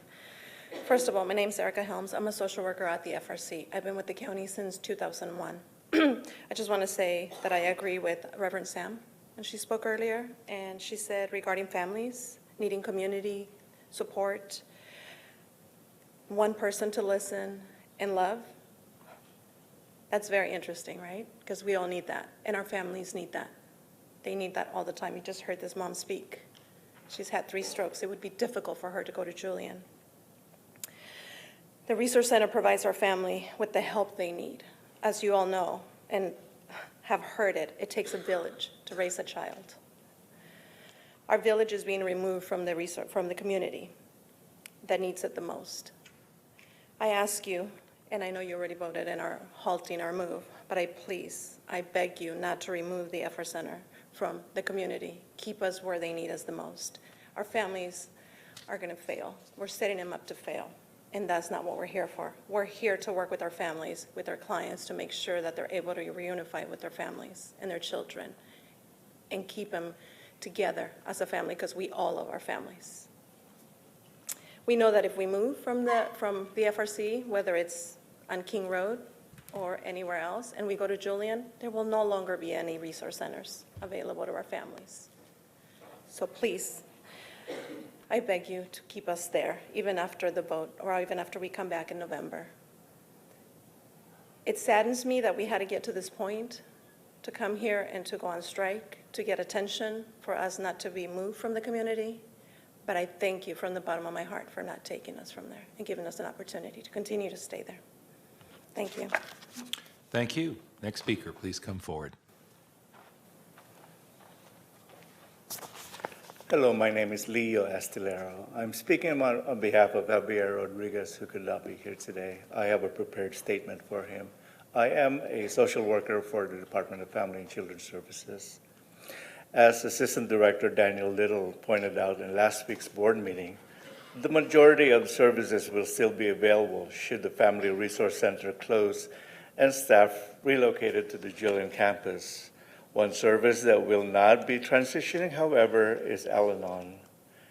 Anyone who is well-versed with the Family Resource Center knows that one of our staff members who facilitate the Al-Anon also happens to be a parent advocate. If our office at King Road is closed and the inevitable loss of Al-Anon ensues, the possibility exists that this person could lose critical time spent advocating for our clients. This is just one example of one community partner co-located at King Road. Now is not the time to begin cutting our ties with community partners. We need to not only maintain the relationship we currently have, we also need to seek out and forge new relationships that serve the best interests of our community. Now, instead of serving our clients so admirably, we ask our community partners to spend their valuable time traveling from one location to another. So yes, while this is only one of many services, this could serve as a precursor to the possible exodus of others, simply to facilitate a real estate move. Thank you. Thank you. Next speaker, come forward, please. Hello, thank you so much for considering keeping us in the community. I've been with the county 15 years. I've been in voluntary services 8 years, and we rely heavily on our engagement skills. We are in the early intervention and prevention of child protective services, and our cases are voluntary. I feel that moving or centralizing our services to Julian is going to create a barrier for many of our families. My families are Spanish-speaking. Many of them are undocumented. They're low socioeconomic status, and centralizing services to Julian is just going to create another barrier for our families. There's a lot of mistrust in the government, always has been, but especially right now. I would also like you to think about these families that right now they're doing parent orientation and parenting classes at the King Road. Bus stop is right there. These families are going to come out on school nights with children, 9 at night, to cross the Guadalupe River Park to get to a bus stop. I don't think that's what we should be representing. I think that that is something that is creating safety for our families, and we're supposed to be protecting the children and the families. So I ask that you seriously consider either keeping our services there or keeping us somewhere in the community, because again, we do want to prevent children entering the child welfare system. This is what we do there at the San Jose Family Resource Center. So thank you. Thank you. Let me just confirm with the clerk that that's the last of our cards for speakers. It is colleagues. I'm going to ask the clerk to display the voting panel on our screen, but first I'm going to go to Supervisor Cortese and then Supervisor Chavez in that order because their lights are on. I don't have any further comments, President Simitian. I'd just like to make the motion and let you move on. Thank you. Thank you. Supervisor Cortese is going to see if he can get his voting panel to work, and he has. So we have a motion from Supervisor Cortese, a second from Supervisor Ellenberg. I'm going to go to Supervisor Chavez next, and I think that will be it unless I see another light on. Thank you. Great. So we heard this issue at Children's Family Seniors Committee, and one of the questions that we asked was to get an update today on where we were in the process of looking for a location in that area. And I wondered, I saw Dave in the audience, and I wondered if he could give us a quick update on where they are with the search. And I just wanted to point out that one of the challenges we had was that the staff that was primarily responsible for taking a referral from Children's Family Seniors to actually go look for a new facility in the area. Supervisor Cortese made some recommendations about where that could be, was delayed because a person got information and then went on vacation. And so we're jamming you up, Dave, to see if you could make up the difference in time there. Good morning, Board of Supervisors. Dave Barry, Chief of Planning, Facilities and Fleet. So yes, last Wednesday we did embark on a search for an alternative location within the vicinity of 591 King. To date, we've looked at a number of facilities, including in the discussion last week at the Evergreen Medical Center, Reed Hillview Airport, VTA office at Eastridge Transit Center. So far, either the size of the facilities were inadequate or the facilities themselves were not available for lease. We've also expanded the search with our CoStar database. That's a database of local available commercial real estate, and we've looked at places ranging from 1.2 miles away up to 4.3 miles, and I'd like to just mention that the Julian campus is 3.6 miles away from 591 King. And we found some possible locations, but none of them meet the size requirements that we've been given for the SJFRC. So we're continuing that search, though. And is the partner that you're working with in social services, is that Dan? I've been working with Steve Fondacaro. Okay, I see you back there. The reason I'm asking is that one thing I know we didn't do was really solid communication with the staff or the clients until after we started to make the move. And so one thing I do not know to date is, based on the services that are there today and if there are some services that are being recommended to be moved, what will that look like? And then therefore, what is the impact to the location? So I'm just going to put that out there. And then the other thing I'd like to suggest is that as we have conversations with the employees, which I hope we're doing now, and the clients, it would be important, I think, to take the survey that we got kind of late and maybe even think about doing a couple of focus groups with both the employees and the folks who use the facility to get a sense of where in the community they think they should be. We looked at the Eastridge because it seems so obvious to us relative to the bus stop there, or, you know, just that we have that huge bus hub there. Right. But what you're saying is there's nothing available there, that it's all too small, too big, too something. No, I haven't found anything too big. It's all too small. There is something in sort of in the neighborhood of the size, but it's retail. It's not type of office space, but it's not close to the square footage that we've been told. We will follow up with the SJFRC and confirm that the requirements that they need as well. And I would just suggest off agenda that if you just give us an update on what the requirements are, would be great. Okay. Just so we understand what you're looking for. Thank you. Yes, you're welcome. Colleagues, let me see if there are any other comments or questions on this item. There do not appear to be, so we'll ask all 5 members to please vote on the screen. That having been done, we'll ask the clerk to display the results so that we can announce that the motion is carried 5-0. Thank you all very much. That takes us to the next item, and the next item is item number 11. Supervisor Cortese, I believe this is also your referral. Why don't we take just a second, let people who are here exit before we ask you to begin, Supervisor Cortese. Thank you again to all who came.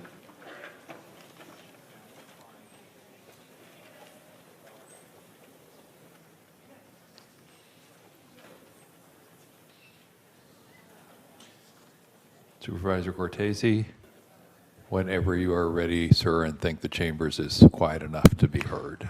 Okay, thank you, President Simitian. This one hopefully reads pretty self-explanatory. We're just asking by referral for the administration to report back to the board within 90 days through the Children's, Senior, and Family Committee with options for consideration relating to the expansion of recruitment and retention efforts for transgender, gender nonconforming, non-binary, and gender diverse employees, applicants, contractors, but giving specific recommendations and prioritization to recruitment and retention efforts for transgender women.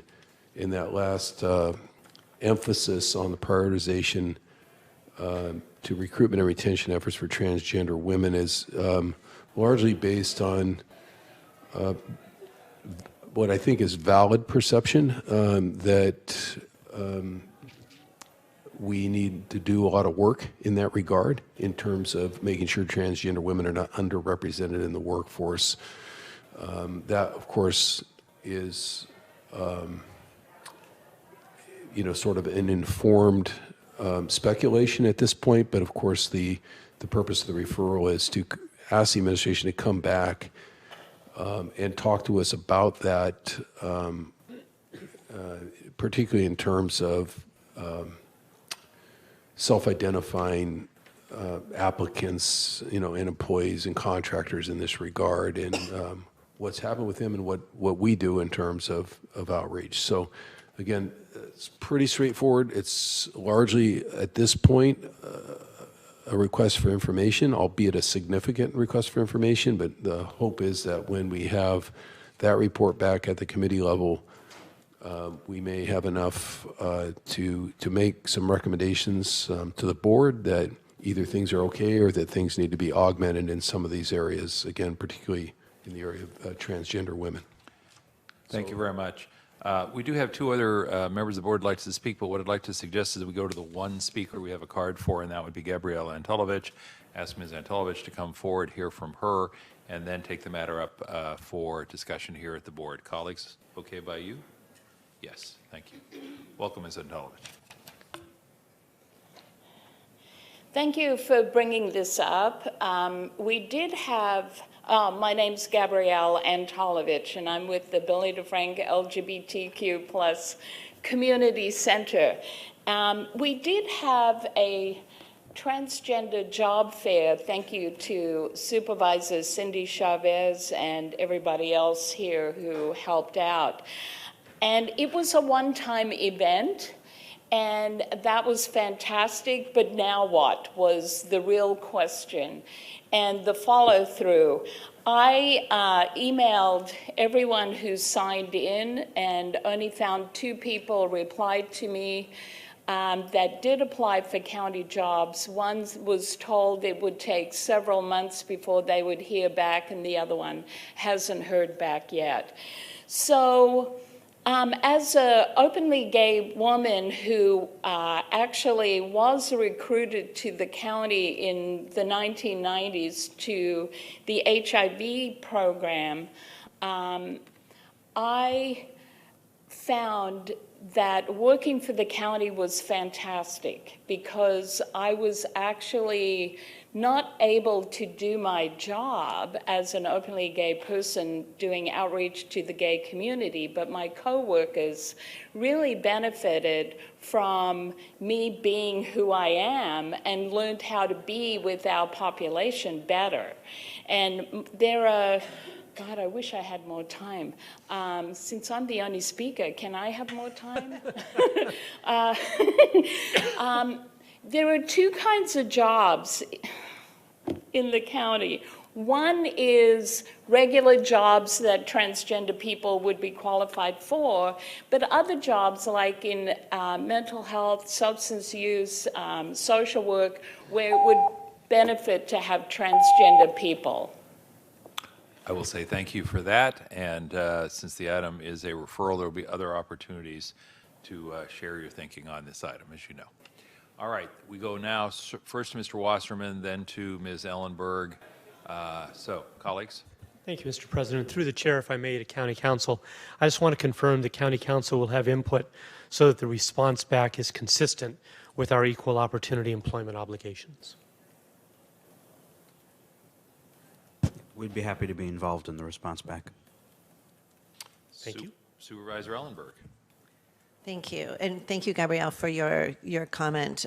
What you said at the end was a very important distinction. Jobs that can be held by anybody, and certainly we should include members of the LGBTQ plus community equally, and knowing that there are particular roles where specific sensitivities are actually an advantage. I will support this today, certainly increasing the recruitment and hiring of transgender, gender nonconforming, non-binary, and gender diverse individuals is vital to make sure that the county workforce reflects the diversity of the county. And I was really excited and happy to attend and co-host the first transgender job fair with Supervisor Chavez. And as you know, it was well attended with many county departments participating, and the community members who attended were excited and seemed eager to learn of the opportunities that were available. Before we go further ahead, though, and in preparation for future fairs, I think we really need to see what worked and what didn't work. At the time of the job fair, there was concern about what documentation or tracking there was from the county agencies' participation regarding recruitment applications or follow-up. So I'd like to request, Supervisor Cortese, that as part of this referral, the administration survey the county departments and agencies who participated in the June transgender job fair, report on their experience as to how many applications they received, the current status of those applications, and the number of hires, if any, that have occurred as a result of the job fair. I just want to make sure that we're actually doing what we say that we really want to do. All good.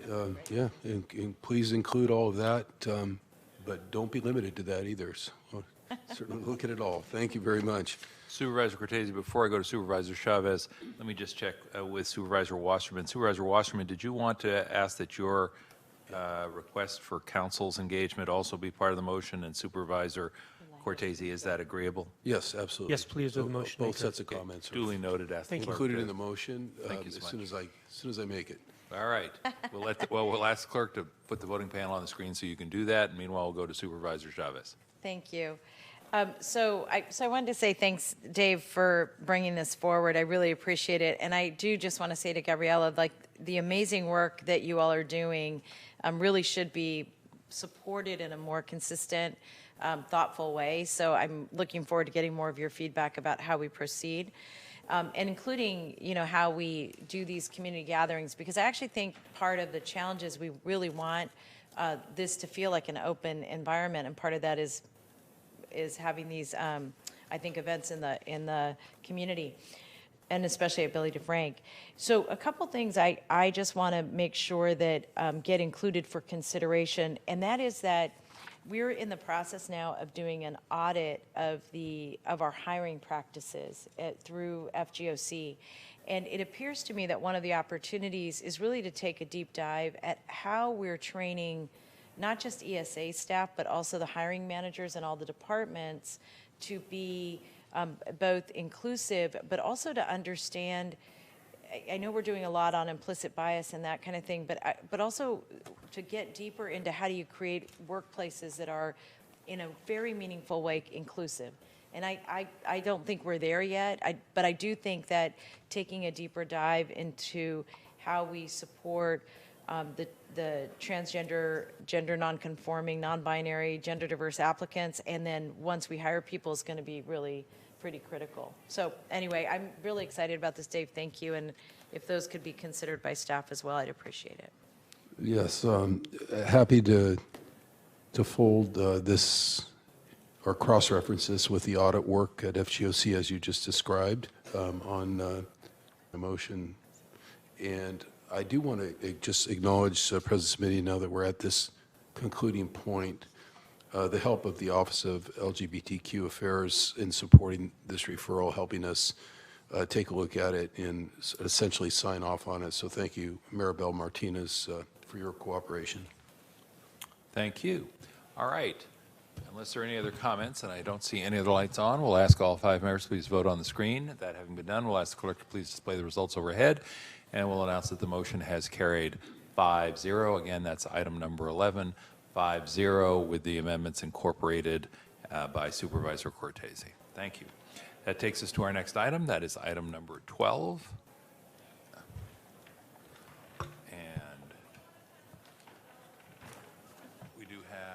Two cards on item number 12, but this is a referral, so why don't we go ahead and ask Supervisor Ellenberg to introduce her item. Thank you. The intention of this referral is to build on the really great and valuable work that has been done already on this Board of Supervisors. In particular, I want to call out the work of Supervisor Cortese in championing school-linked services and Supervisor Simidian in aggressively advocating for the creation of Alcove, and really to this entire board for a long-term commitment to youth mental health. This referral, again, is intended to build on the great work in our county and assess what else may be needed to fill gaps and assure that all youth can access services and that all of our school districts have mechanisms to address the mental health needs of their students. There is a lot of great work going on across the county, but we know also that there are still some kids who are unable to access the support that they need. And I want to share two very brief and disparate personal stories that really go to the heart of why this work is so important to me. One is an experience that I had with a young woman that I mentored for several years, who's a Vietnamese immigrant, moved to the U.S. right before high school, and I started working with her at Lincoln. And when there came a time that she faced some issues that she wanted to address, one of the biggest challenges was that she needed her father's support to be able to get the services. She did have Medi-Cal, but could not do this without a parent permission. And the parent was extremely reluctant, actively opposed to the idea this is a private matter. This isn't something that should be discussed with professionals or strangers. And I turned to Aki at the time to help me be culturally sensitive and responsive and appropriate so that we could help him see how he could help his daughter. And the other example, which I know that I'm free to share because my daughter publishes on this topic frequently, is that a kid from a stable home without ACEs or trauma and with excellent insurance still struggled mightily with significant clinical depression and anxiety. And she had access to resources outside of school, but didn't have a school community or climate where this was something that was talked about, broached in school, that other kids had access to or had the opportunity to be able to say, me too, and this is what I'm doing about it. What do you need to do about it? So while I love School Link Services and found that to be an incredible partner while I was at San Jose Unified, and I'm super excited about the Alcove model, I want to make sure with all of this that we are not leaving any gaps. And in addition to the 2 county programs, I also recognize that there are so many providers and parents and leaders who have a long history of advocacy and engagement on youth mental health. The process of assessment and planning requested in this referral definitely must include the active participation of these groups and of youth themselves to inform our approaches. It's my understanding that opportunities to apply for up to $40 million in one-time funding and $10 million in ongoing funding will be released in the next few months through the new Mental Health Student Services Act for partnerships between county behavioral health departments and county offices of education. So I felt that it was a good idea to put out the charge for planning now so that we can be ahead of the curve to support our school partners in this work. And it's my hope that through partnerships between the County Office of Education, our school districts, and the many community partners, that we can identify ways to promote mental health equity across school districts, parity with the physical health system, and flexibility to meet the varied needs of districts across our diverse community. And I ask for your support. Colleagues, shall we hear from the 2 members of the public who have cards in, and then take comments from other members of the board? Kathleen King to be followed by Marianne Dewan. And thank you both for hanging in with us here over the last couple of hours.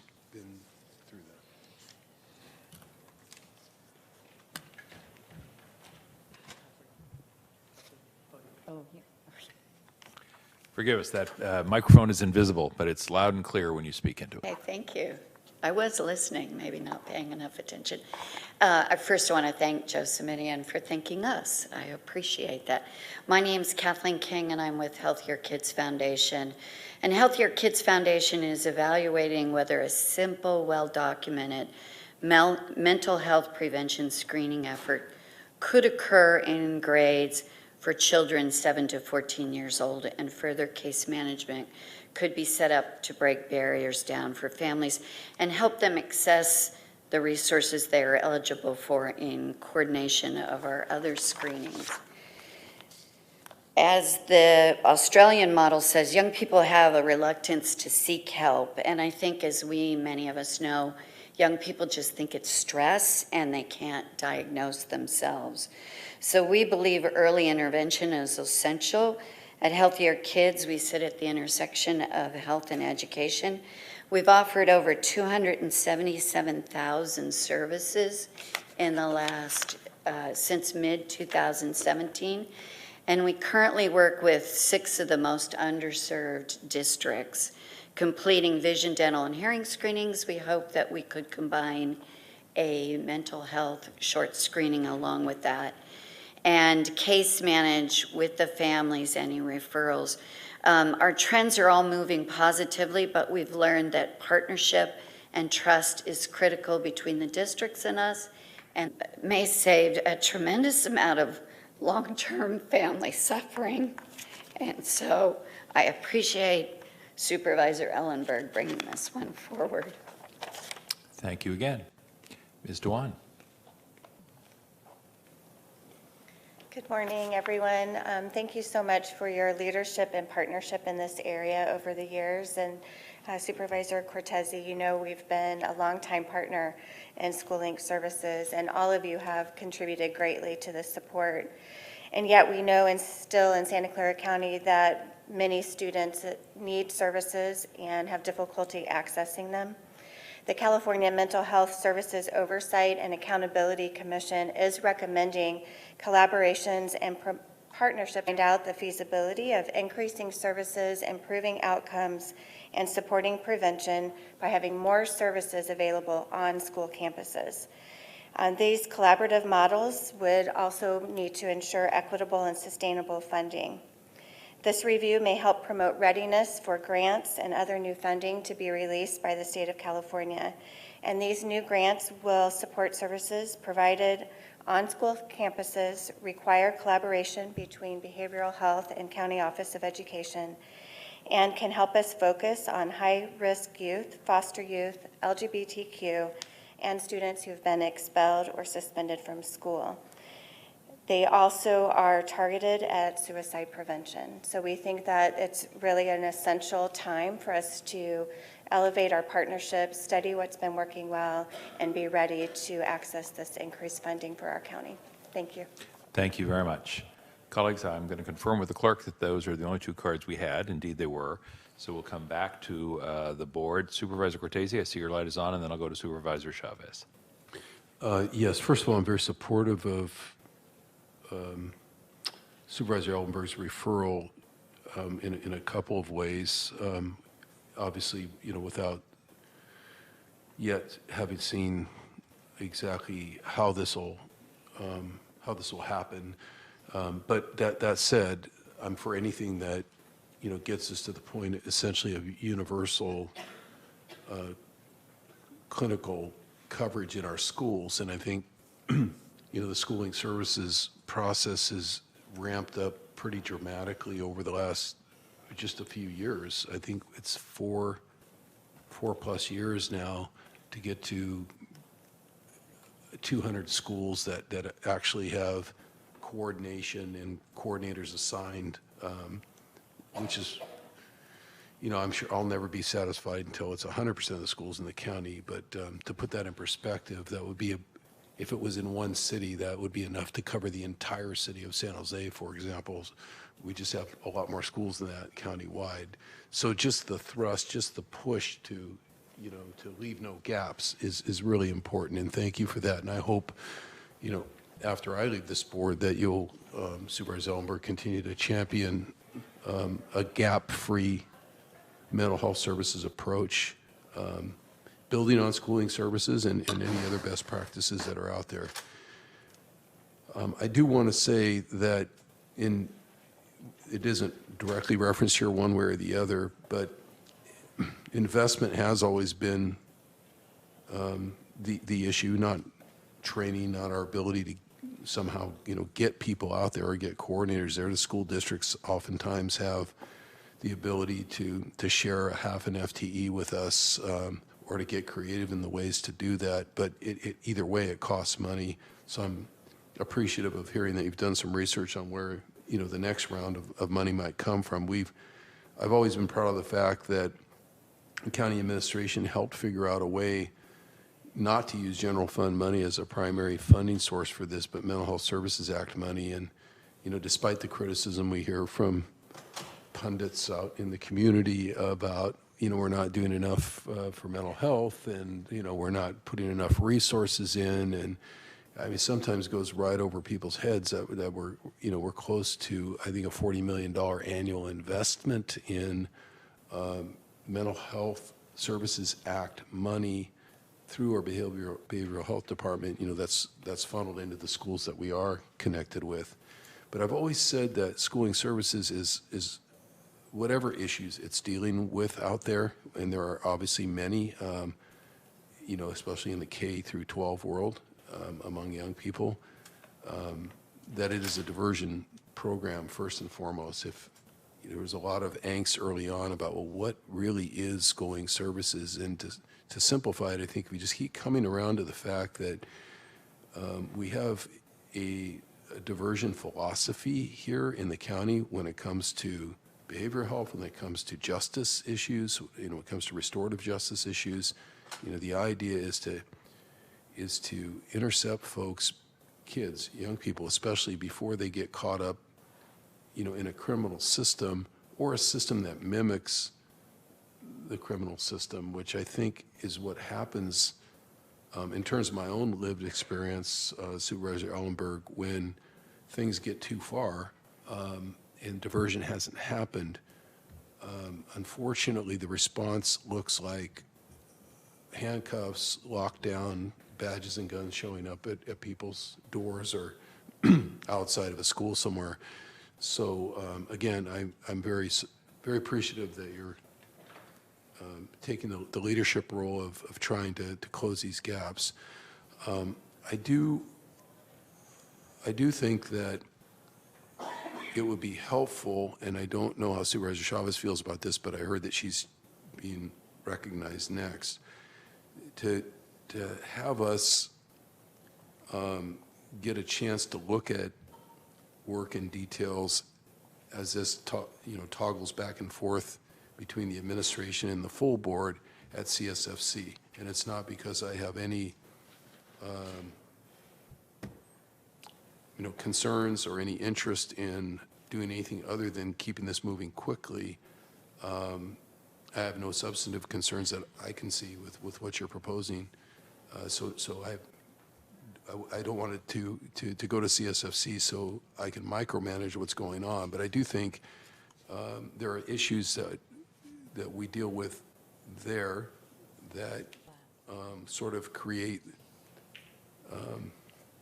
more of a weave than a siloing effect in terms of issues. And I know with the County Office of Education, there's been a long, standing concern on their part that to keep ramping up on their side also is going to require some funding, especially in the non-unified districts where the data work that they do is so important.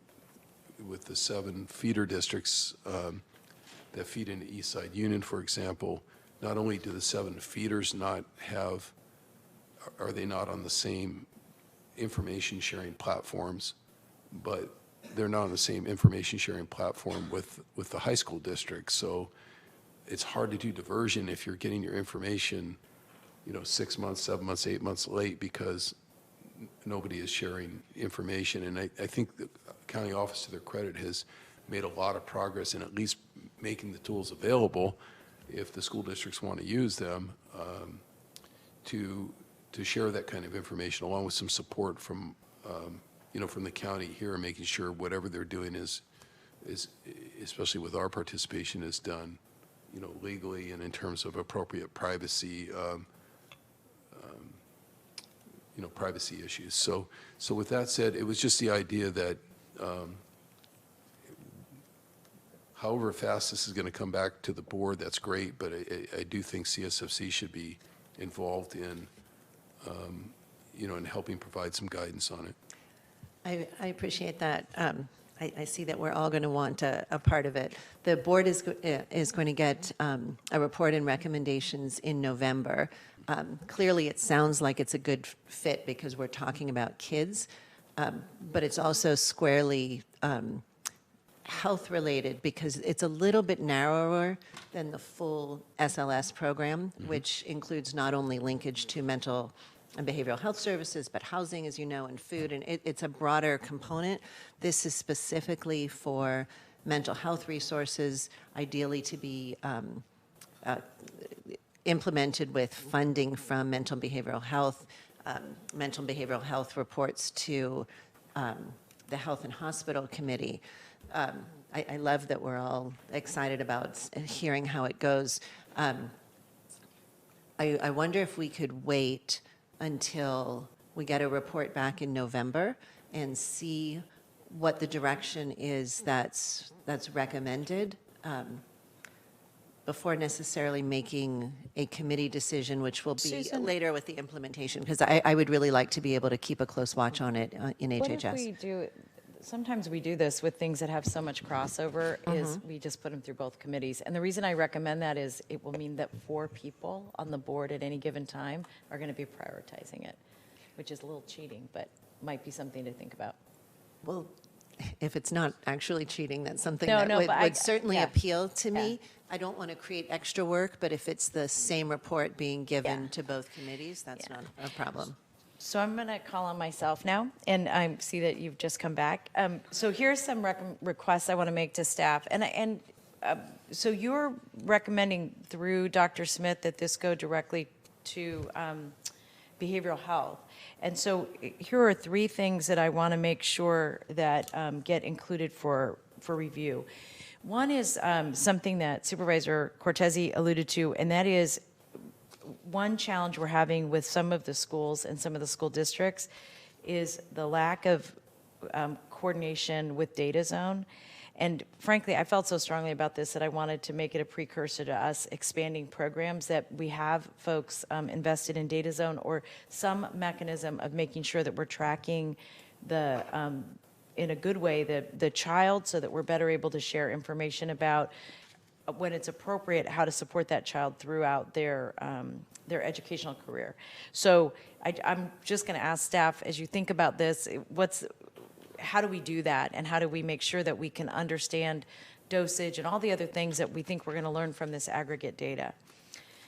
Second is that I just want to make an observation about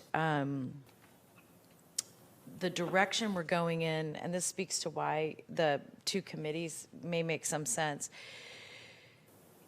Under SSA and our the CAST team, we are really trying to take a look at a much more deep level at prevention. And so with that, as we take a look at this, this referral, I'm very interested in what Kathleen raised about how we do screenings for the youngest children at the earliest opportunity. And so again, I just think it's something that we need to be drawing a line through, which is these ideas as we learn more about human development and the human brain, how at the earliest level are we able to provide interventions. So I'd like that, also I would like that to be included.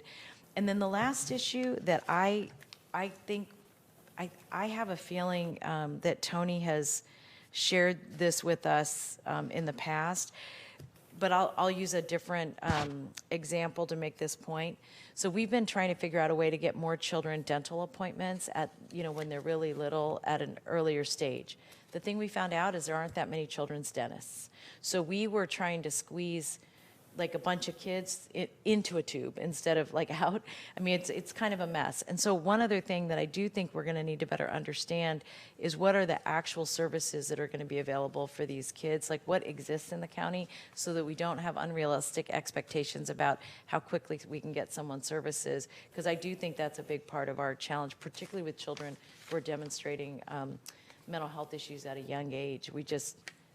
I forgot the number of psychiatrists we have. I think you explained that to me once, Tony, and I was shocked at how few it was given the rise in need that we have. So some sort of analysis, because we're going to have to collaborate with a lot of partners to get those services spread around. And then I actually have one other comment I'll just make. This doesn't need to be in the motion, but I just want to say this, that I do think one thing that we're going to be asking Children's Family Seniors Committee to host is a hearing around equity. And the reason for that is I think it's going to be really important that we have some shared language around when we mean equity, what do we actually mean versus equality versus, we may have some reason that some programs need to be countywide because they need to be countywide. In others, we may say, oh, no, what we really mean is this group. I think, and that the reason I'm thinking about that is the one schools I think get most missed are the community schools in some ways for general programming. And I think that's the opposite of what you're proposing, obviously, Susan, but it just made me think it's really time that after we have that hearing, that we think about a way to have that conversation with the board in the future. But anyway, I'm really excited. Thank you for being ahead of the game. Thank you.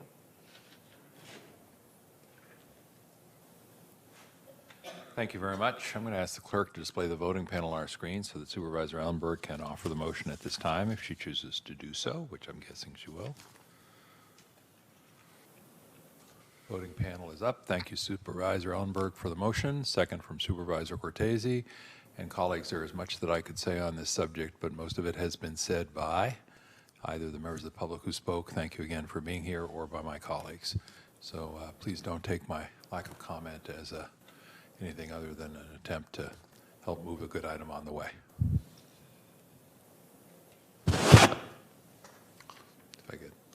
There we go. All votes have now been cast. We'll ask the clerk to please display the results, and the motion carries 5-0. Supervisor Cortese, your mic is on. I want to make sure I didn't overlook you.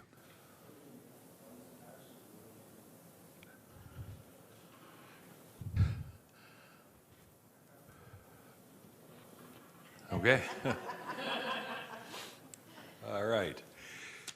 Thank you very much. Item, again, is approved 5-0, item number 12. Thank you.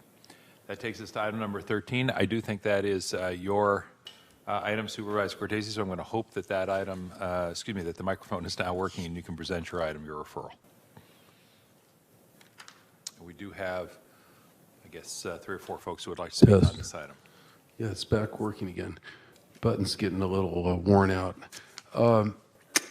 Again, maybe even more so than a prior referral that I brought forward, which I mentioned to be very straightforward, is this one being very straightforward. The Buy Clean California Act of 2017 is adopted, but this resolution that's attached to this referral is really just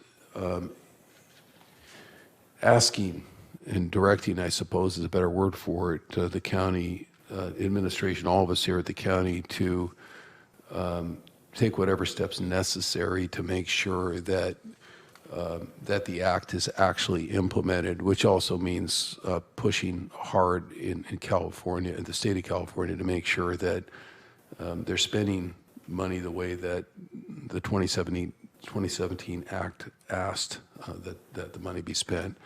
Our office was in part asked to bring this forward by environmental organizations in our own community here, including the local chapter of the Sierra Club. I think they did distribute a letter to all the board members. Again, aside from that, it's pretty straightforward. Resolution is vetted by county council, and it's a very short, to the point resolution. So I'd like to move the item.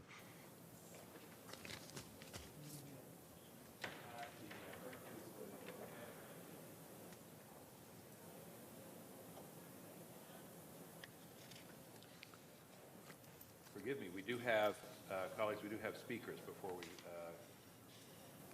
vote. So we have Molly Colton, Ruth Marino, Gary Latcha, and Dasha Lee. Come on up. My apologies, I'm multitasking when I shouldn't. Hello, members of the board. My name is Molly Colton. I'm an organizer with Sierra Club California, and I'm here today in support of item 13 on the agenda, the resolution introduced by Supervisor Cortese advocating for the timely implementation of the Buy Clean California Act.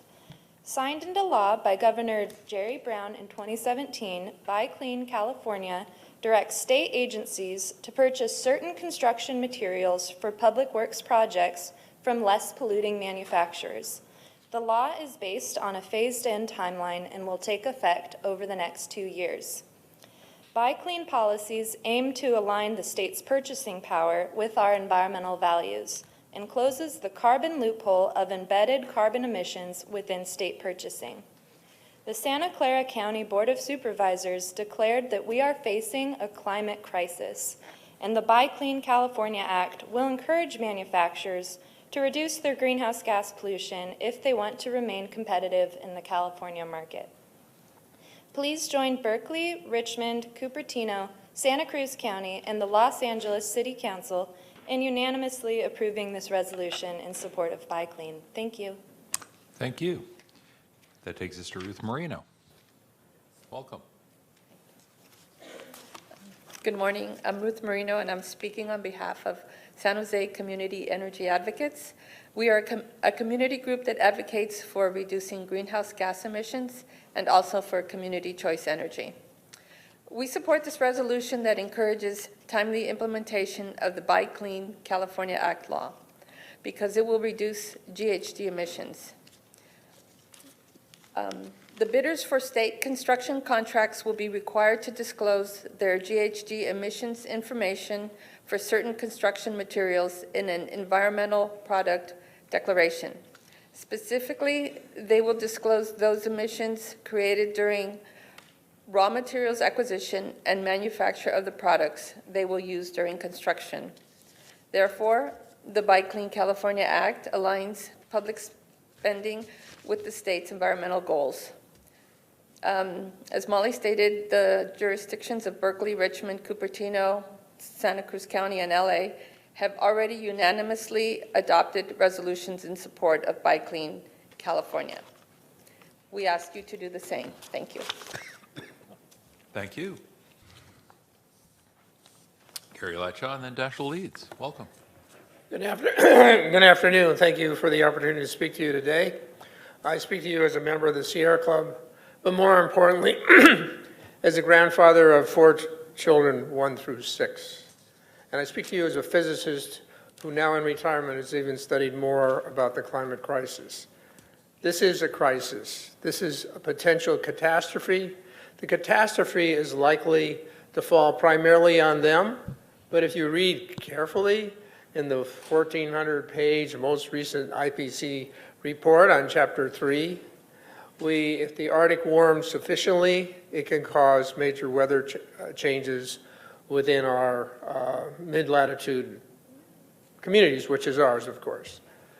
So it's important to do this, get the ball rolling, put the goals out there. As I sat waiting to figure out what I was going to say, I was reminded of remarks by Supervisor Simitian, I think when you were still at the state level, about the portfolio standards that California passed. And when they first passed it, if I remember your words right, we weren't sure if we could make it. But, you know, they wanted people to try. Well, we made it, and we've made it further. So on some bright summer days, all our electricity in California is renewable. So please encourage the state, encourage the county, and to adopt this. Thank you. Thank you. And I believe we have one more speaker, and that's Mr. Leeds. Come forward. Welcome. Thank you. Hello. My name is Dashiell Leeds. I'm a conservation assistant for the Sierra Club Loma Prieta chapter. We support this resolution encouraging the full and effective state implementation of the California Buy Clean Act. We're living in a climate crisis. 2018 was the deadliest fire season ever recorded in California. I'm a resident of unincorporated Santa Clara County, and I live up in the Santa Cruz Mountains, and this is something I think about a lot, and that really troubles me. I think we need to take immediate action to decarbonize across a variety of sectors as fast as possible. I think this resolution and supporting this is one of the many important steps that we can take in the right direction. I hope we keep this momentum going and we take these steps and we start running. And the faster we move, I hope that encourages us to move even faster. Thank you. Thank you. Madam Clerk, I'm going to confirm with you once again, those are the only speakers we have today on this item. We do have members of the board who'd like to speak to the item, however. Supervisor Ellenberg, I see your light is on. Thank you. I have just a couple of both procedural and substantive questions. The procedural one is that this is a resolution but not a referral. When I brought the Stevens Creek Complete Streets resolution to the board, I think Supervisor Cortese encouraged me or said that the plan was the general practice was to do it as a referral first rather than a resolution. So just help me understand why this one is different, or can get answers offline from administration as to when we do referrals and when we do direct resolutions. That's my first procedural question. The second one is procedurally, this bill was passed in 2017 by a pretty significant margin, And I'm curious to know what triggered now, why you're asking us to have a resolution to support it now. Is it not being implemented, or are there challenges with it? Yeah, there are challenges with implementation. I think they're probably similar to us, here trying to, embed in our own practices these same types of efforts. For example, we have a consent item on the agenda today that Fleet and Facilities brought forward, for, as you're aware, to buy a bunch of vehicles. Right. The culture of making sure that the act is sort of comported with is a different, I think it's just a different procurement model, and I don't think the state has moved quickly enough. And I think with the United Nations and everybody else calling out the shortening time frame for this crisis to devastate humanity in 12 years, folks are rightfully getting nervous about pushing on things like implementation. It's great, even with our own climate restoration emergency. I'm hearing a lot from people that are saying great, but keep, as the last speaker just said, keep adding on and piling on actions because we have a short time. So Sure, and I appreciate that you mentioned the consent item about our vehicles. This made me think about what our standard is for infrastructure materials in the county, and supporting something that the state has already passed is nice. But I wonder, sorry, more than nice. It's certainly the right thing to do. But would you be open to looking at our own environmental impacts as well at the county level, and either incorporating some of those here or making a decision one way or another about what we want to extend directly to the county, because as that's where we really have the control? yeah, and I think what would be great is, I think in this, I want to acknowledge your comments about resolutions in general. Thanks. It's actually been going back a couple years. Still learning. Yeah, somewhere between confusion and even debate among the board as to how to best handle things, especially resolutions that are essentially crafted here from whole cloth, so to speak. How do you work those back and forth? You've got an attorney-client privilege to deal with if you're vetting them through the legal counsel, and it's a little. It's never been entirely clear to me. This particular resolution was sort of pre-baked and pretty simple and straightforward. We always run them by council anyway, but. So if I could interrupt quickly, then why don't I ask for an off-agenda report sharing just guidelines about when a direct resolution is the appropriate model, so that I don't have to get a lesson. Right now, I'm interested, but I don't know that the rest of the public is. Right. No, I'll take the I lesson appreciate too. I wasn't trying to, and I certainly hope it didn't sound like I was trying to give one, No, because thank you. I I appreciate need it. one also. I think there was even a point in time when I did a referral on the topic myself. But I appreciate that for whatever it's worth, that request for information.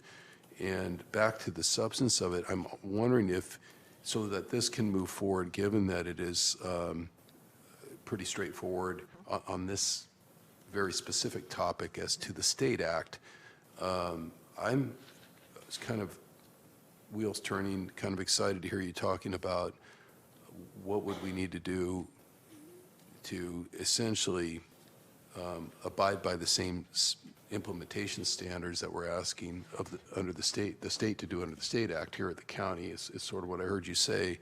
And if you wanted to make that referral as part of the motion or separately, off the dais, I think that would be a wonderful different resolution that we would sort of have come back, have county council administration bring back to us, so that we can reinforce and adopt implementation actions ourselves on our own procurement process. Thank you. I'm not prepared to make that referral today. I think my staff would have a fit without doing more careful research, but I appreciate the encouragement, and we'll take a look and make. I would certainly be inclined to support it if you bring it back. Thank you. And if that's a satisfactory way to proceed, then I would just ask for the support of this item for today as one more iterative but important step in terms of our journey here on attacking the climate crisis. Thank you, President Simonian. Thank you. Let me ask then if that's the last of the comments and questions, if all 5 members will please vote on their screens. That's now been done. All 5 votes have been cast, and the clerk will display the results. Measure passes 5-0. Again, this is item 13, and the measure passes 5-0. Thank you very much, and thank you to those who took time to be with us today. Appreciate it. That takes us to item number 14, and item number 14 is to receive a report from the county executive.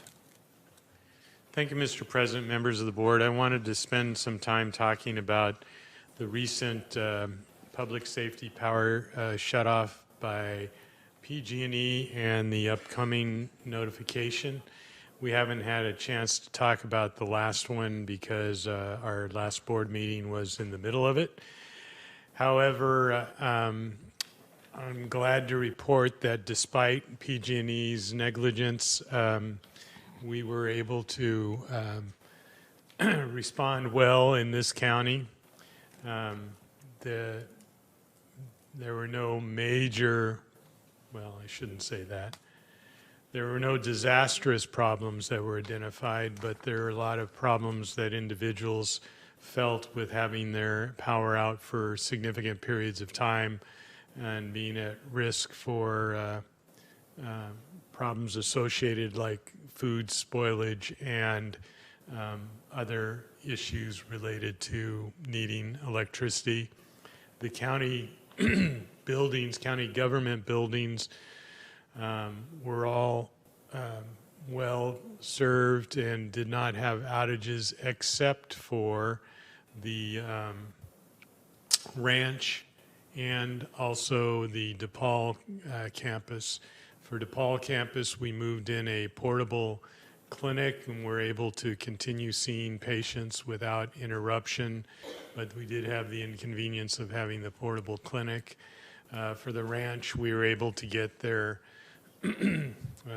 generator up and running effectively, so we did not have any detrimental effects. Luckily, because Gilroy was not included in the outage, the St. Louis campus was safe. We had a number of smaller buildings associated with the park properties that went out, but there was no significant damage or risk associated.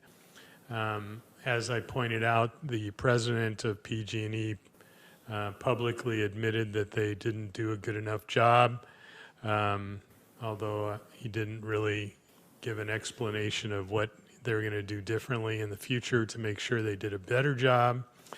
And as you read in the paper today, there was just an announcement about 16 counties in Northern California who were given warnings today that they might have outages over the next week.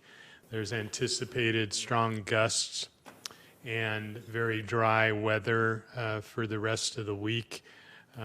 The counties are mostly farther north. However, there is concern about San Mateo County, mostly in the western part of the county. Today was the notice given to all counties. The 23rd will be the time period when PG&E makes decisions about whether they will do shutoffs, and the 24th would be when they're planning on doing shutoffs if they need to.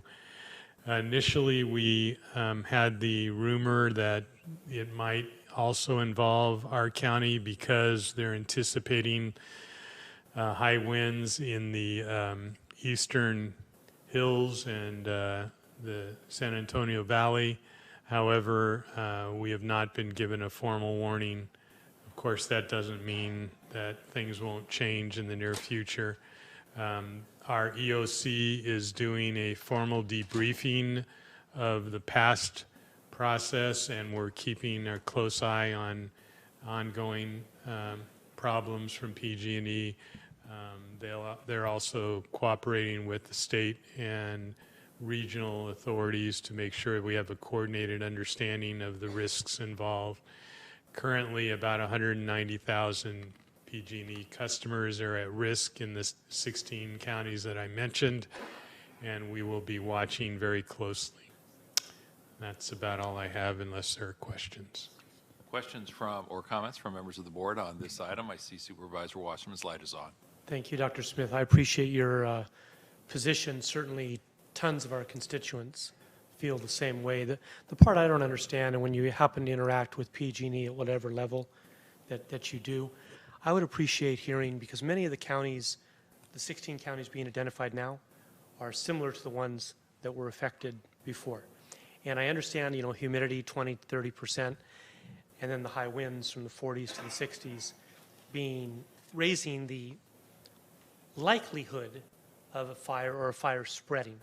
And I understand that. I also understand that PG&E said the lines were turned off in advance and not turned back on until they were able to check their equipment.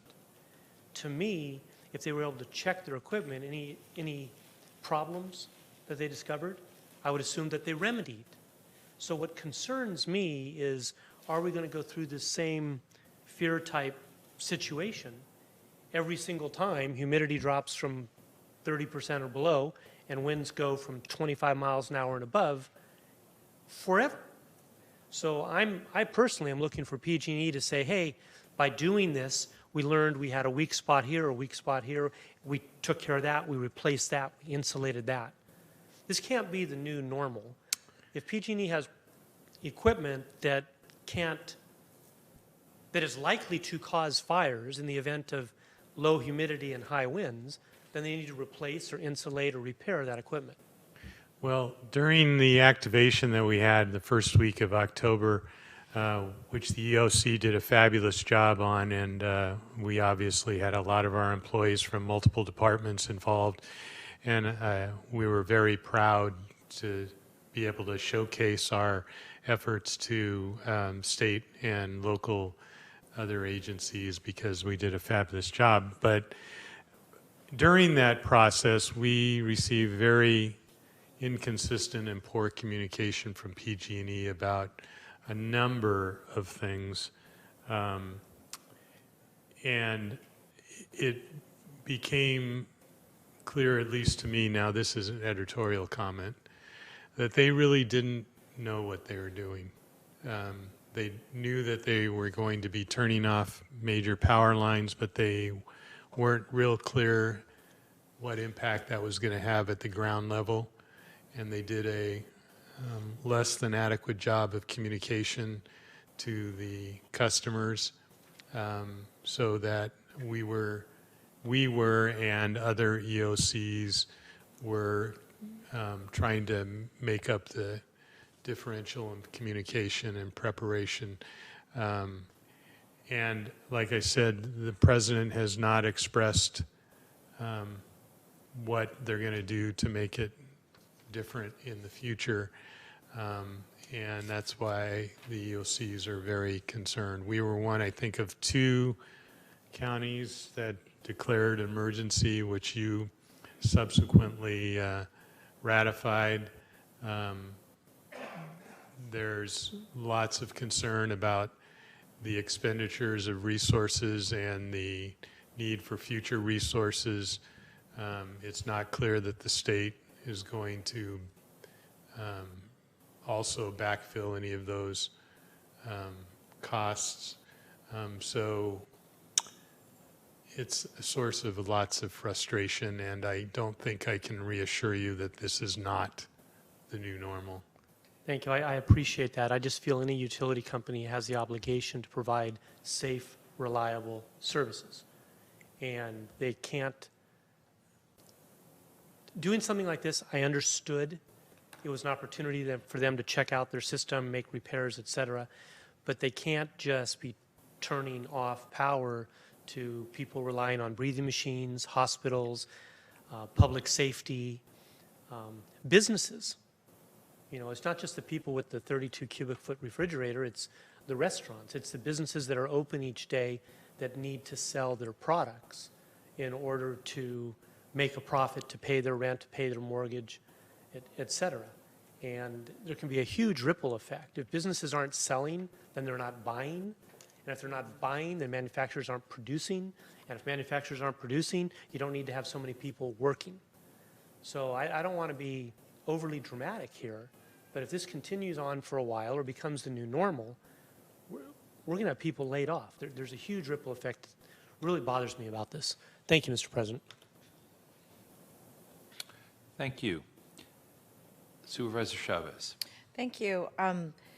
So first of all, I just want to appreciate all of the points you raised. And it does seem to me that one formal request we should make of PG&E is to better understand what they found in their query. I don't know if that's a formal part of the process. I think they're supposed to be doing that for the state legislature, but I don't know if they're supposed to do that for us at a local level. We've asked for them to explain, but I'll make sure that it's very formal. That would be great.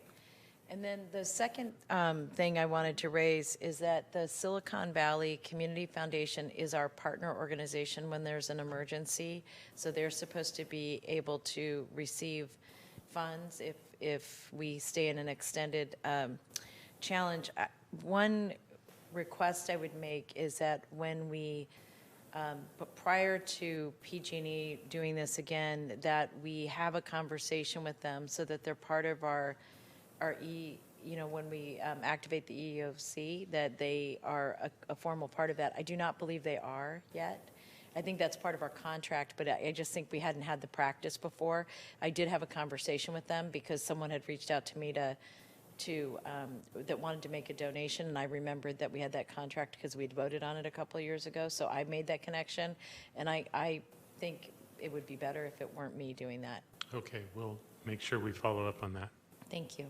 Before we go on, if I may, and I understand this is only a report from the county executive, but no, I just meant that it's not an action item and that we shouldn't get too far ahead of our skis on this one. But Supervisor Wasserman, it occurs to me that having the folks from PG&E come to housing, land use, environment, and transportation might be a useful exercise. I'm not going to propose that. I'm just going to suggest that. I second that. Well, then maybe I am proposing it, but I'll take it straight to the chair of the committee. Here's what I think. Just don't ask county council. I do think, I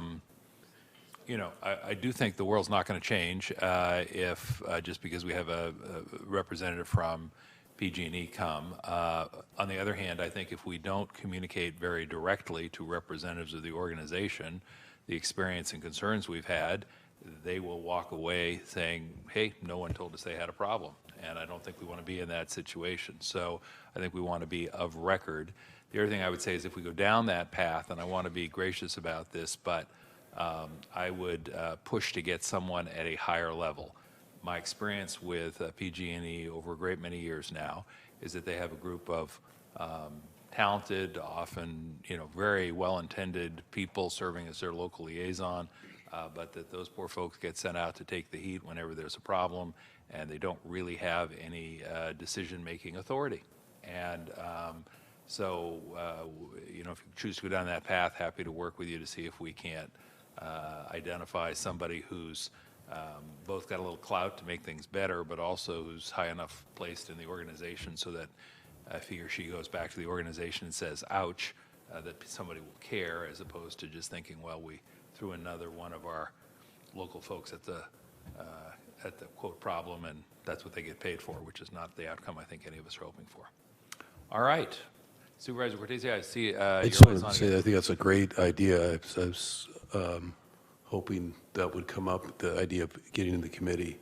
I also want to just say it's just background. It doesn't mean anything really, but that I know you're referring to somebody high up who's actually an employee of the organization, because the other thing we've seen from time to time with them is the only people who do seem to have a lot of authority are contractors who with no chain of command accountability to the organization, and nothing worse than having them come in and saying, this is what we were told to do, and we're just contractors, we're just abiding by our contract. But I'm hoping if this does happen, it sounds like Supervisor Wasserman is going to put that on the agenda, that Chief Bowden be included I was in many of us have been in fire-safe kinds of hearings with him recently, and he's got a good understanding of all of this from our perspective, from the county perspective, but also a regulatory understanding. He was telling me and a group of people recently that so much of what PG&E attempted to roll out, for better or worse in terms of process, mostly worse, and I like the word negligently, but was mandated by PUC. And I'm wondering if, county council could be prepared to advise at that committee hearing as to what our options are in terms of trying to intervene with any mandates from PUC over PG&E that are creating these kinds of ripple effects and implications for us at the county, because obviously if it was nothing more than us directing our lobby, our own folks in Sacramento to go lobby them, for lack of a better word, that would be something. So those are just suggestions for, sort of augmenting or who should be around the table in that Hewlett meeting. Thank you. Thank you, and I will just add, I think that's a very helpful suggestion. I also think if we're going to ask the chief and perhaps the county council to help us parse some of this, there's no tactful way to put it. I'd like to be able to discern what behavior was in fact required as a result of action by the PUC, and to what extent that was simply the excuse offered up for behaviors that were in fact discretionary and where someone made a judgment. Because I know, it's easy enough to say the state made me do it, and maybe they did, maybe they didn't. And to your point, if the state did, then we need to see if we should be weighing in there. And if the state didn't, maybe we need to identify those behaviors and talk about what alternatives were. All right, well, it sparked quite a report there, Dr. Smith. Thank you very much. Anything else? Oh, sparked, yeah, poor choice of words. Anything else, Dr. Smith, on item 14? No, I think I'll leave it at that. All right, thank you. That takes us then to item 15, which is to receive the report from County Council on legal issues in the closed session meeting of October 21st, 2019. And Mr. Williams, before I go to you, I am going to ask my colleagues to be thinking about whether they'd like to take a brief break before we launch into a couple of items, maybe 10 minutes, so I'll come back to that. But first, let's hear from you. At the October 21st, 2019 closed session meeting by unanimous vote with all members present, the board authorized the county to join an administrative appeal and federal litigation against the U.S. Department of Health and Human Services, challenging the department's revised area wage index calculations that it proposed in its inpatient prospective payment system final rule. The calculations are used in determining regional Medicare reimbursement rates. That concludes my report. Thank you very much. Comments or questions? Supervisor Chavez. James, off agenda, I'd be very interested in getting at least a brief memo about what's the appropriate mechanism to get something put on the closed session agenda, just so that all the board understands what that process is. Any board member can speak with me directly about requesting items for the closed session agenda. What if that doesn't happen in a timely fashion? Like, what's the appropriate way to handle that? Is it just to talk to you again? Yes. Okay. Well, that was a quick memo. Thank you. All right. Thank you again, Mr. Williams. Board colleagues, anything else on this item? If not, then without objection, hearing none, we will deem item 15 concluded and that the board has in fact received the report. Colleagues, how would you feel about a 10-minute break at this time? I see lots of nodding heads. All right, then it is 12:10. Let's all be back in our chairs at 12:20. Without objection, hearing none, we stand in recess. Thank you.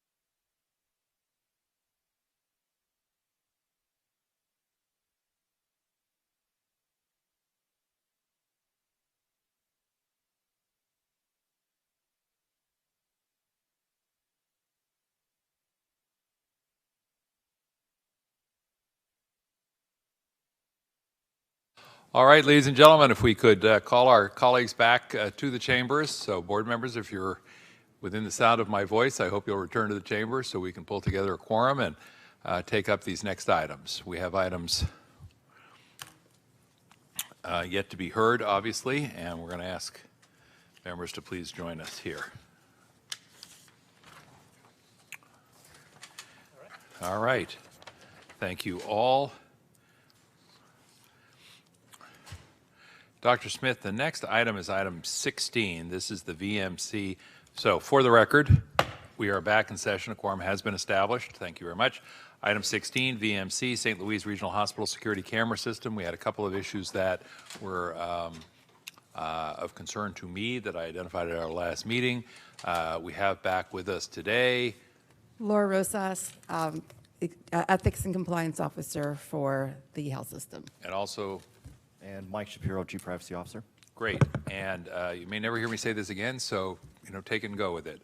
Thank you for addressing very adeptly both of the specific issues that I raised. You did that in a timely and thorough manner. And if the clerk will post the voting panel on the screen, I am prepared to make a motion to approve. And we'll see if there's a second. I will confirm with the clerk that there are no speakers on this item. I will look to my colleagues to see if anyone is anxious to deliberate on this item or debate or discuss. Apparently not, and we should take yes for an answer. So we'll ask the clerk to show that all 5 members have voted, and the measure passes 5-0. Thank you very much. Have a nice day. Thank you. Thank you for your patience. All right, that takes us to item number 17, and my recollection, colleagues, is we're going to take items 17, 18, and 41 together. Supervisor Chavez, does that reflect your earlier request? Yes. All right, then let's change some chairs and see what happens. We have David Campos, I think Dr. Blume, and we also have a whole contingent from All right. social services to talk about all 3 issues. And if I could have the clerk please hand me any cards from members of the public who want to speak on items 17, 18, or 41. I have a couple that are left, colleagues, from the consent calendar item when folks thought that these items might be heard at that time. I Turns should out we also have a- mention that Maria Love is here to discuss the contract issues in item 40. Great. So even though Dr. Smith just did it, could we ask everybody to reintroduce themselves once they get settled, have a live microphone so we can be courteous and reply to you by name when possible? Mr. Campos, why don't we start with you at one end and just work our way down? Thank you, Mr. President. President Simidian, Vice President Chavez, Supervisors David Campos, Deputy County Executive. I am here to speak to item number 18, and I will be joined by Dr. Blume. Dr. Blume. Good afternoon, Deborah Porche Usher, Chief Deputy Director for Social Services Agency, here to address item 17. Great, thank you. Mary Ann Dewan, County Superintendent of Schools for Santa Clara County, and I'll be participating on item 17. All right. Also with us, Great. Hi, I'm Angela Shing, Director of Department of Employment and Benefit Services. I'm here to address item 17. thank you. And also at the table, Good afternoon, Maria Love, Contracts Managers for Employee Services Agency, to speak on item 41. thank you. And Yes, Arcel Vasquez Bluma, Director of the Office of Cultural Competency, to speak on item 18. thank you so much. All right. Who would like to begin to walk us through all 3 of these items? I'll begin with the overview and why we're here for item 17. Thank you. And I'm going to step away for just a brief moment. I can hear in the back, and I'm going to hand the cards to Supervisor Chavez. Forgive me. Okay. As was directed by the board, we're here to provide an update on the progress between the partnership between the Santa Clara Office of Education and Department of Social Services to do 2 key things. One is to explore database options for child care resource and referrals. The other was we were asked to explore the actions necessary to access the existing child care resource and referral database. And as a result of that, we want to share what we've done to date. Basically, One, there has been a formation of an executive team that is co-chaired by myself and also Dr. Dewan from the Santa Clara Office of Education. We've also established a working team, which is combined of our two organizations respectively, and those leaders will be reporting later on the progress made to date related to that, and they meet on a weekly basis. In addition to that, we have also identified some goals and also have accomplished some of phase 1 and also are moving forward to phase 2. And I'll turn it over to my colleague and partner, Dr. Dewan, to talk about those goals and also some of the reason and rationale and support for the work that we're doing. Thank you so much, Deborah. Good afternoon again, supervisors, and thank you for this opportunity to be here today. Our office has engaged with this partnership to explore best practices, also to review database options, not just for the R&R work, but just also what the quality and needs of databases in this time in 2020. And to consider options for resource and referral that help families navigate childcare. As you likely know already, the County Office of Education is the lead agency for the local planning council, and we also provide direct services through Early Start, Early Head Start, and State Preschool. And so we were delighted at your request to explore these options for databases. And we've also been studying different roles of agencies throughout California and collaborating with our partners to identify what types of structures could be possible in Santa Clara County. Our executive team meets monthly, and we have been meeting monthly for quite some time. And then our staff and partners that have working groups meet much more frequently. We've extended our goals from the original discussion of the partnership to address the resource and referral database, which was part of the original question. We're also looking at options that would allow entities to access the child care resources and referral database. So currently they're pretty limited to just the agency that is part of the network, and we just want to understand what might be possible if we could expand that access. And we're also studying legalities, policies, procedures, and other related items with the California Department of Education, as that is the entity that originally identified the R&R providers. Okay, yeah. Yeah, so essentially, just in phase 1, the work that we've done to date is, as Deborah and Dr. Dewan have mentioned, we established the executive team as well as a planning team. The group has actually researched database options, about 24 months of research that SSA has done, so we've been reviewing that.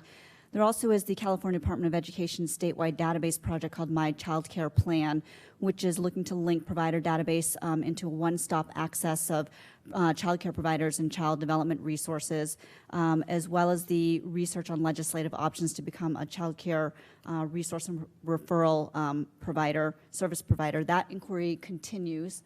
We're still looking into that, which brings us into phase 2, which is our next steps. We want to continue to explore legislative options, research the role of R&R providers in other counties, survey customers and child care providers regarding current R&R services, finalize resource and referral service models, and project those costs, and prepare recommendations for the project's next steps, including timelines, finalizing our project charter, and determine action steps. We are aiming to do that before February 2020 is our goal. Obviously, lots of work to do there, but I'm very excited to partner with SCOE to do that. So that's our update to you on the progress that we've made thus far. Great. We have one speaker on this item. What I wanted to do, if it's okay with my colleagues, was hear 18, hear a little bit about 41, take any comments from then get feedback from the public, and then take comments from the board. So do you mind is that all right with everybody if we go to 18? Thank you. Through the chair, David Campos, Deputy County Executive. I'll be very brief in our description of item 18. Essentially follows up on the Board of Supervisors' prior continuation of the two pilots in these two school districts, and specifically calls upon 5 different items that we or actions that need to be taken to continue implementation of the pilot. One of them is the appropriation of money to continue that work. And the other items are delegations of authority for us to amend and execute memoranda of understanding with our existing partners, including the 2 school districts, the County Office of Education, and First 5. So that is the gist of the action that is being requested. And I will just briefly turn it to Dr. Blume, who's going to give a very brief update on some of the additional steps that will be taken with respect to implementation. So right now, in terms of implementation, we are working on the service delivery models in each of the school districts to have better access to county services, for example, for families, and connections to quality early education through our partnership with First 5. So our team, our UAP team, is focusing on 6 determinants of health and well-being. And these are information and linkage to quality early education programs, housing security, food security, child developmental assessments, medical and dental homes for parents and children.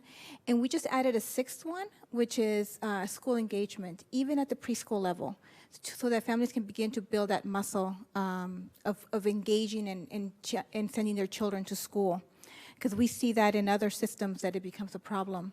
What has happened by centering on these determinants of health and well-being is that we build trust with families, and then they are more likely to then share with us other needs, which might be in the area of domestic violence, substance abuse, mental health needs that the family might be encountering. We're also focused on quality customer service navigation to these services. So this means, for example, when a family got access to an apartment that was without any furniture, our team worked with Franklin McKinley, with the school districts, and other partners to find furniture for this family, and they delivered it personally by renting, for example, a county van. And this happened to be in one of the hottest days, and our team did not give up. They delivered. They also what they're also doing is they're addressing systemic barriers, such as through our housing partnerships. So we had a family that was living in a shed, paying $1,100 in rent, for example, and our team continued to advocate because they saw that they needed rapid rehousing, and they did so. So what they're also doing in this lens is that they are addressing systemic barriers. So some of our next steps in implementation is we met with our DEPS director, and we're finding ways to bring employment and benefit services to the First 5 FRCs, for example, to facilitate access to those services. We're also working with housing leads to address other barriers to housing and to facilitate those processes. In terms of evaluation, the next step for that is staff have just recently been trained on Persimmon. They have now their login information. They will begin entering information from a family that they have served. And the first UAP evaluation report is projected to be completed Q1 of 2020. Thank you. Maria? Good afternoon, board members. Maria Love, Employee Services Agency. So I am here to briefly talk to you about the contract that is before you for approval today for a vendor that will be conducted a countywide assessment on child care needs. So per the contract, it will begin on November 1st, in which the vendor will begin doing work on this project. One of the areas that shortly thereafter, the contractor will be meeting with ESA leadership to specifically identify all the various groups, which we hope will be all levels of county employees, regardless of 24/7, night shift, day shift, et cetera, to make sure that there is a comprehensive pool of employees, if not all, which is our goal, to make sure that we get a good result when this assessment is conducted. So we will be working, ESI will be working very closely with the vendor, conducting very regular oversight meetings to ensure that this is complete and that the board receives a very comprehensive report once it's conducted. The contract had a very detailed timeline of when the project will begin and when it will finish. So if there's any specific questions that any board members may have, I'll be happy to respond to those. Great. Thank you very much, Maria. So I'm going to go to the public. We have 3 speakers, and I'm going to invite up Colette Kudumu, Kathleen King, and Ernesto Bejarano. Welcome, and you can come in any order. Just come on up.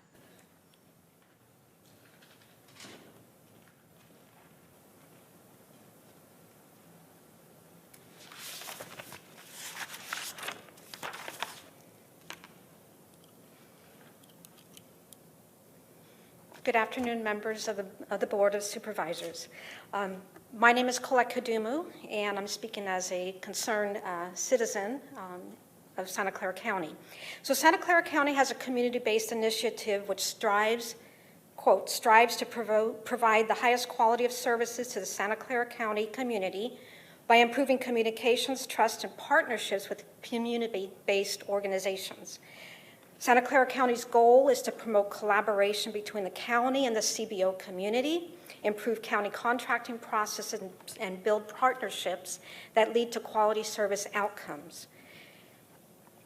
What we have seen is that under the direction of the Santa Clara County Board of Supervisors has moved forward with creating a system that will move child care resource and referral services provided by a local CBO, community-based organization, which has provided resource and referral services for 47 years, and move it to a government agency. To date, 4Cs, which is the agency, has not been approached by the Department of Social Services, Santa Clara County Office of Ed, or the County Board of Supervisors to have a dialogue with 4C CBO to discuss child care resource and referral services.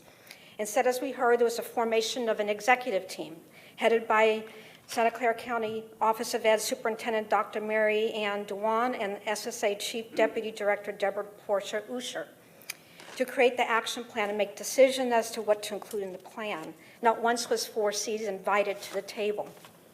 Before further decision is made, I'm asking the Board of Supervisors to include 4Cs at the discussion table. If county truly values, deeply values, and seeks open communication and ongoing dialogue with community-based organizations, Board of Supervisors should give consideration to inclusion of the 47 years of expertise that 4Cs would bring. Thank you very much. Thank you. And our next speaker is Kathleen King, to be followed by Ernesto Bejarano. Forgive me. Thank you. I'm Kathleen King from Healthier Kids Foundation. And I want to extend my appreciation to the Universal Access Program efforts that the supervisors put together, especially with the schooling services and with our CELS team, because I think this gives us the first chance to bring all the support together as partners to help those families that have the greatest need. Up until state IDs and data zone, there wasn't a way for organizations to speak among themselves about those families that have the greatest needs. So for example, I'll have a family that has 5 or 6 cases outstanding with us in dental or vision. It's very likely they have issues with housing and food as well. This allows us all to work together and collect the data with it. So I want to express my appreciation. I'll just give you an example of how useful data is. We screened 21,000 children 3 to 5 years old in the last 3 to 4 years. 10% of those children received glasses due to stigmatisms. And I can tell you, if you have an undiagnosed stigmatism, many of you probably had one when you were little, it makes it very hard to learn to read. So data with Data Zone will allow us to look at medical issues as well as chronic absenteeism and kind of see how they all correlate together, hopefully through a UAP that has 2 phenomenal superintendents, a board of supervisors that are supportive, County Office of Education, superintendent supportive. We have everything in place to make a great benchmark with this program. So I just want to thank you once again for all the work you're putting into the Universal Access Program and allowing this to be a good benchmark for the whole county. Thank you. And our next speaker. Welcome. Thank you. Good afternoon, President Samiti and supervisors. My name is Ernesto Bejarano. I'm Vice President of the Board of Trustees of the Alum Rock School District. I'm here representing myself as an individual trustee. And, I was here this morning to speak on the County Family Resource Center item, but I was interested in a number of other items, and so since I'm here on leave without pay anyway, I figured I might as well make it worth my while and provide some appreciation, echoing the comments that were just made to the board and to county staff for the thoughtfulness really in what they've put into the UAP program and things like SLS. And certainly I just want to speak for my district. Ben Pater Elementary falls within my district, and we've been the beneficiary of schooling services as well. And I just wanted to kind of state something that I think is already known, but in that particular area, it's really crucial that the students and families have the opportunity to build a foundation of readiness for not only school, but for their psychosocial development to be able to just function in our community.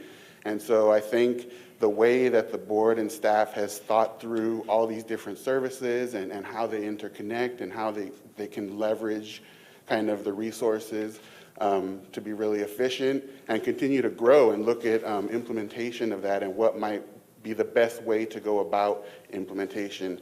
I just want to express my gratitude as a board member for Alum Rock and say that I'm in support of the UAP program, and I'm appreciative to everyone that's been working on it. Thank you. All right. Thank you very much. Let me confirm with our clerk that that is the last of our speakers on this item. Apparently it is. So, Supervisor Chavez, back to you. Thank you, and I just want to thank my colleagues for not objecting to me pulling this off of consent, these items. The first thing I wanted to say is just how much I appreciate the collaboration between all of you that are before us today. And part of the reason I wanted to hear this all together is I do think that the county is really taking some very big steps in terms of the role we see ourselves playing relative to childcare, whether that's with our employees or with the community. Just a couple of recommendations I wanted to make on each item, and I'll start with 17, and that's the issue of resource and referral. One of the things that I'm very interested in seeing come back is how the partnership can be structured long-term to take the most advantage of all of the data that we have and the opportunity for referring people to resources beyond just childcare. And long-term, what that structure would look like, even relative to how it's managed and how it's governed, because I think that and how it's resourced will all be very important issues. So that's my request of all of you on that item. On item 18, this is the Universal Access Pilot Extension Program. On this item, I just wanted to put up three informational requests.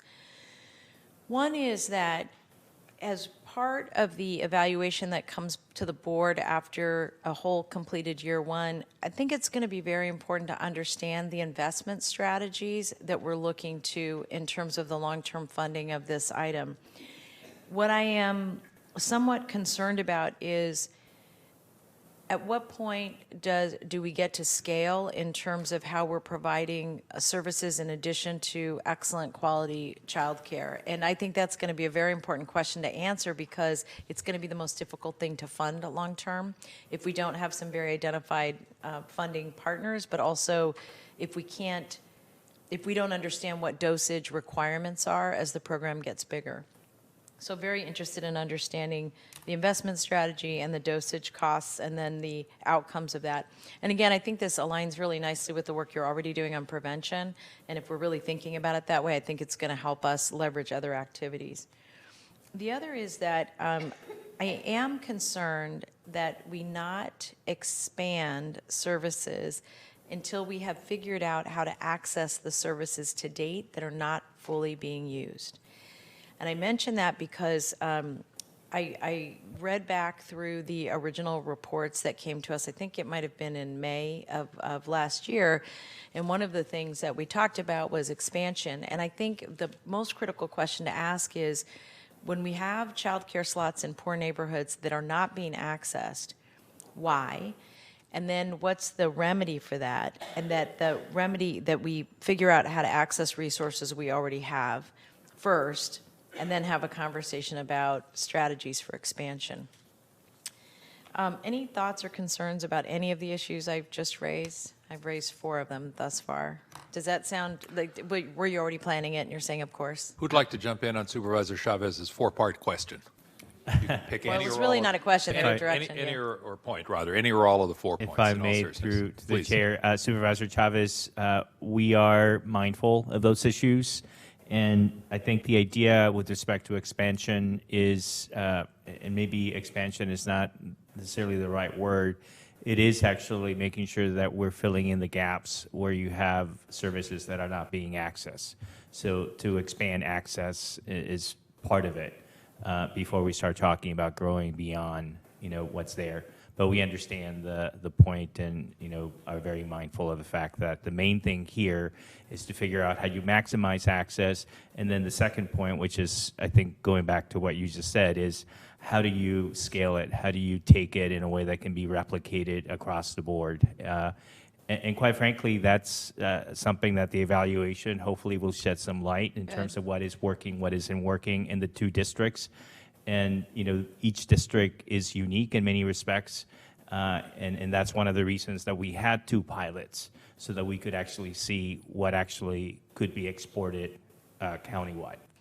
I think the only other emphasis I want to raise is that I know that the schools are strapped, because if they weren't, we wouldn't be having this conversation here. But I do think buy-in, in addition to physical location, is going to be something we have to examine. And one thing that I would say, and I think it's a challenge with our education system, is that in every school district, there are voids and gaps that are not being met. And to the extent that the county is stepping in for the purpose of having this pilot, there's always the challenge that we're asked to do more than we probably should in terms of the scope of the pilot. And that's the balancing act, because at the same time, you want to address the needs of every family.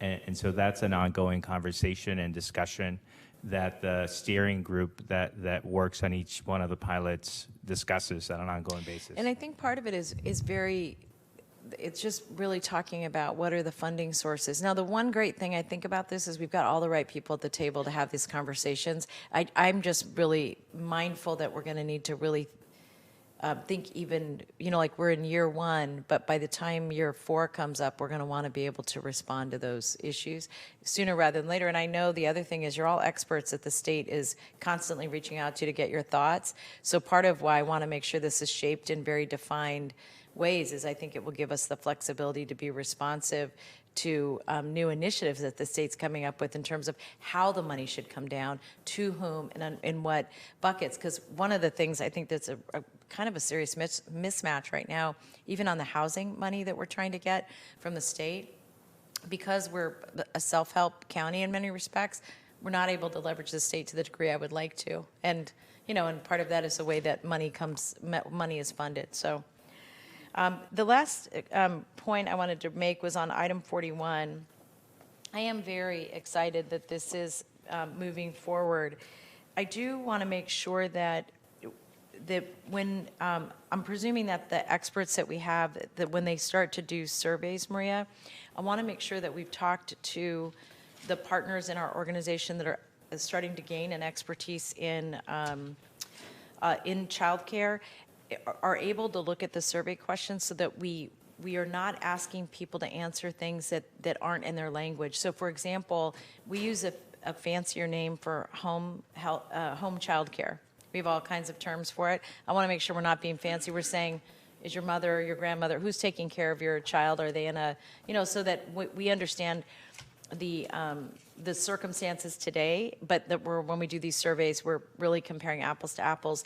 The other thing I want to see as a product at the end of this, we don't need it from this consultant, but I actually think it would be really helpful for the board. And that is if we can geomap the locations that people are using for childcare relative to how they come into the county. So we have a lot of our employees who aren't living here, and we've heard a lot of testimony about how challenging it is to live here. So our people who are living in San Joaquin County who still maybe have a parent who lives here dropping littles off there, you know, just so we have a geographic understanding of the problem we're trying to address as well. And I really appreciate the emphasis on 24/7 swing shift workers, because I want to make sure we're not leaving out those workers, whether they're doctors or nurses working at the ED or they're the janitors working in this building, that we've really covered all the bases. So thank you for raising that. Those are all my comments. I would move approval of all of them with requests that those responses get answered. So is that on item 17, 18, 41?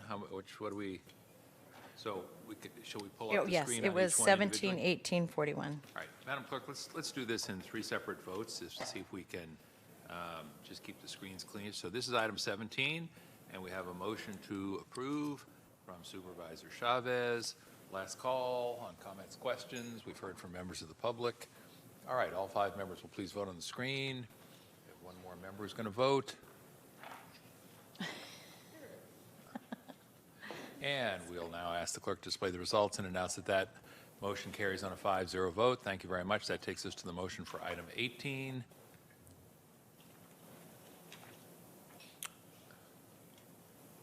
We have a motion again from Supervisor Chavez with a second by Supervisor Ellenberg. We'll ask all 5 members to please vote on the screens.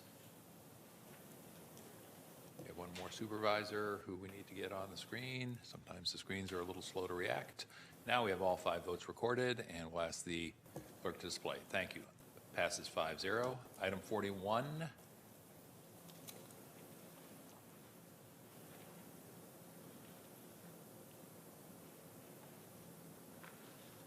Thank you, Madam Clerk. And we have a motion by Supervisor Chavez, a second by Supervisor Ellenberg. We'll ask all 5 members to please vote on their screens. That's now been done. We'll ask the clerk to display the results so that we can announce that that motion also carries 5-0.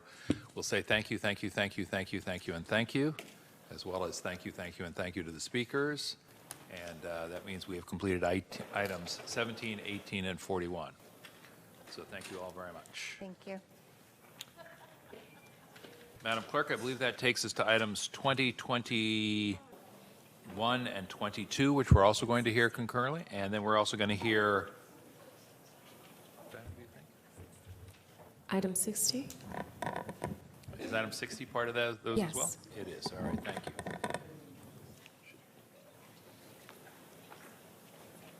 And as we change staff at the table,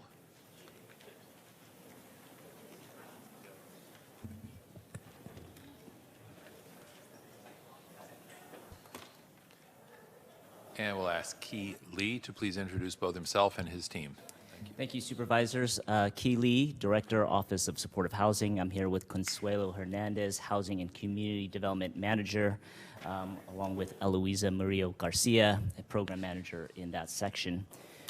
This afternoon, we're providing the board with an update on our progress to implement the housing bond and to increase the supply of affordable and supportive housing.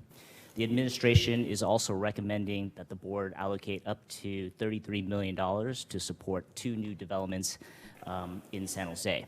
If approved, the 2 developments would result in 176 new apartments, of which 87 would be set aside as permanent supportive housing for homeless individuals with disabling conditions.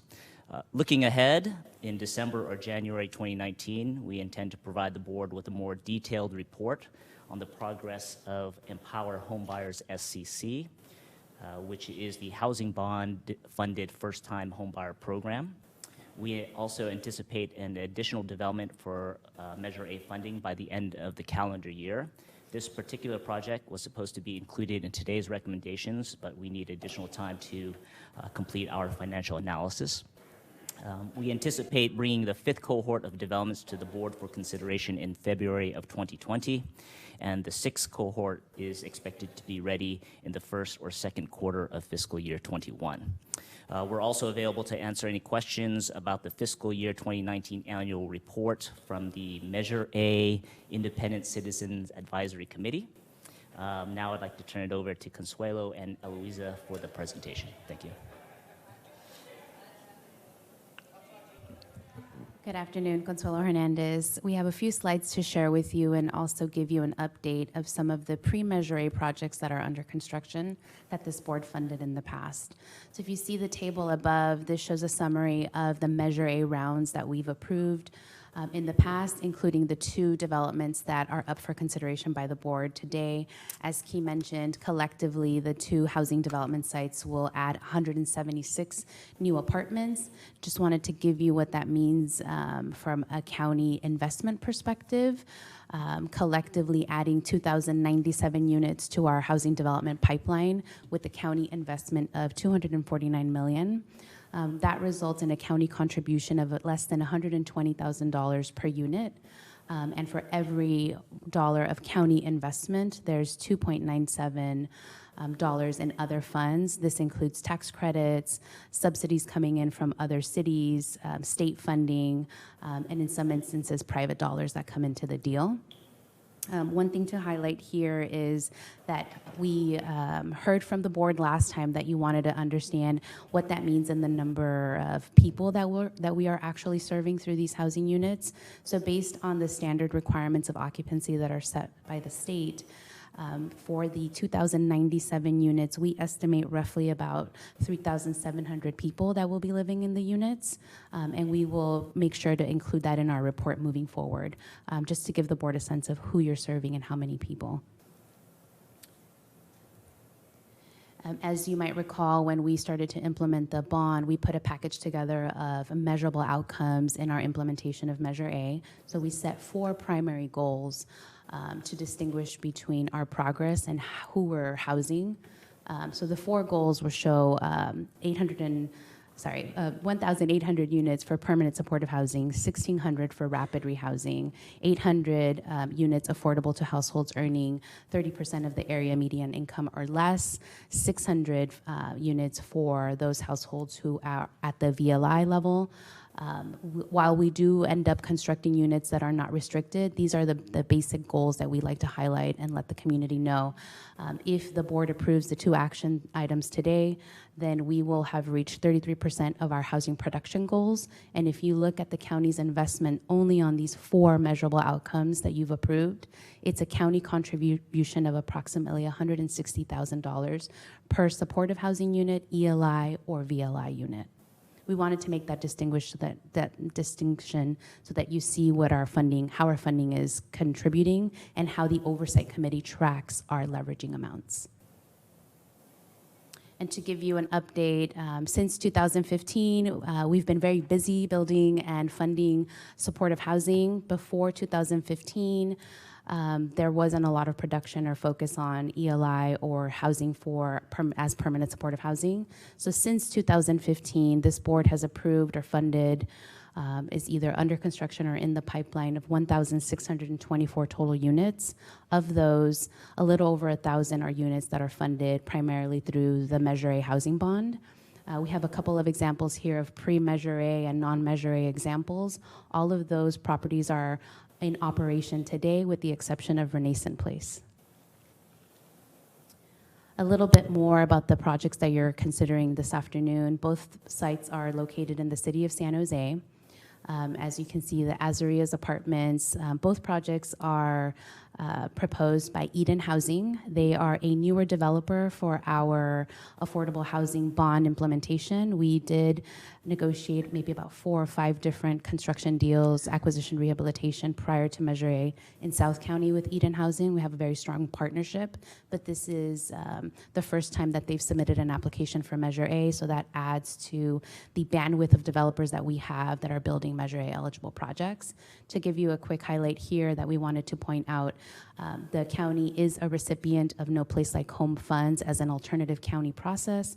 This simply means that we aren't required to go through the state for the funding. The board in March approved this designation. We received the allocation directly from the state and use our existing NOFA to allocate the funds. So the action today includes a reservation of Measure A, but also an allocation of the first No Place Like Home dollars in our county. So the first project, Azaria's Apartments, Eden was able to acquire this property entitled. It had full entitlements. It was originally a market rate development. They are working with the city right now to make some minor modifications and using, so the city of San Jose has 2 streamlining acts that allow developers that are building supportive housing to streamline their land use application. And so Eden Housing is using one of those streamlining applications here. It's a combination of family and single units. Assuming that everything goes as planned, they are scheduled to start construction next year. Again, that assumes that they'll be able to secure all of the financing. We're working very closely with all the developers on new funding that's coming in from the state. TCAC yesterday just released the notice informing developers that the deadline for submission is November 15th, and we are mobilizing all of the folks that have already been approved by the board to see which meet the criteria that TCAC has set so that we can leverage additional dollars. The next site, and one other thing to point out, we've also pre-negotiated with the developer. The county will have an option to acquire the property if it makes financial sense and through board direction in the past. The next site is Gallup and Mesa. This is a smaller site, but it's particularly interesting. The city currently owns the site. Eden is proposing 23 PSH units that will be targeted specifically to transition-aged youth. In the past, the city of San Jose showed some interest in having what's referred to as a treehouse model, or having having seniors or families in the foster system. At this point, we're not sure it will work at this site based on the current financing structure, but Eden is committed to providing the 23 PSH units for transition-aged youth, and we'll continue those negotiations. They also have a very nice ground floor community-based space that they're proposing in there. And so we're working with them to determine what the uses are in conjunction with the city of San Jose. Again, if all goes as planned, we're looking at construction starting at the tail end of next year. Some exciting news to share with you. In just two years after you've approved funding for a few of these projects, they are underway and nearing completion. If you haven't had the chance to swing by 280 North 2nd Street, Villas on the Park, anybody walking by would think the project is open, the fencing is down, they're going through their final sets of inspections. And it's expected to be completed officially with a certificate of occupancy in November. Our outreach team has been working really hard to get those 83 units pre-leased up, which means they find the households, and they gear them up so that they can move in. The board contributed $7.2 million of Measure A funds. The city of San Jose owns the property and is ground leasing it for 79 years to the developer. The second project is Crossings on Monterey, 39 units. 20 of them are for permanent supportive housing family units. In this case, the board allocated $5.8 million. The project is near construction. There are some delays with the PG&E that we're working with the developer on. And this property the county acquired, and we ground leased it back to the developer for 79 years. Renaissance Place, 162. This is on county-owned land, pre-Measure A. Construction is scheduled to be completed at the end of the calendar year, with move-in happening sometime in January or February. We have a little over $16 million in non-Measure A county general fund. A few others here, Gateway Senior Apartments. This is a senior project, 37 units in Gilroy. Construction is scheduled to be completed in February, $7.5 million in Measure A funding. This property the county also acquired. Lease-up has started, and we are working with the property manager on how they are going to be marketing the balance of the units that are not permanent supportive housing. And then two other benchmarks that we'd like to highlight because our staff is working really hard towards construction finance closing is Quetzal Gardens and Corbin. They are closing around the same time, so we're busy with 50 other people on the phone every week trying to sort this out, which is particularly exciting because if you recall, Quetzal Gardens did not receive their ASIC funding, which had some setbacks. But today we received our MTC grant finally, and so that's another $3 million that's coming into this project. So both of them will be starting their construction at the end of the year. As Key mentioned, we've also been working hard on implementing the Empower Homebuyer program. And here we wanted to provide you with a high-level summary of the 3 programs that are currently being implemented for Measure A. The $25 million Empower Homebuyer program, we launched it November 20th. There's been a lot of interest, but some hesitation from homeowners or eligible home buyers to move forward in the actual acquisition of properties. So you will see there's a distinction here between what we're reporting and what's in the Oversight Committee's report. That report is looking back, and so that's effective June 30th. The numbers that you see here are effective September 30th. The second allocation that the board made was $11.9 million towards an acquisition fund that the Housing Trust is managing for us. The fund is revolving, and we have a few new projects that are coming in the pipeline through that, which will update the board the next time we come, which will be early next year. And then again, the summary for the supportive housing program, which is our largest program, is if the board approves the action today, it will result in 21 projects in 6 cities, 1,562 new apartments, of which 484 are renovated apartments. These are existing affordable housing developments that are going through a refinance, which we're working, a lot more complicated, but sorely needed improvements. And if approved today, will have reached 33% of our housing production goals. And as Key mentioned, we're here to answer any questions. Colleagues, and let me just check, do we have cards on this item? We do.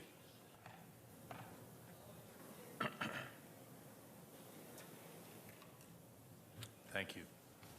Do you want to take them first? Colleagues, we have just 2 cards. Let me suggest we take those first, and then that will inform our discussion. Forgive me. Why don't we ask Jared Nolan and Matt Graves to both come on up.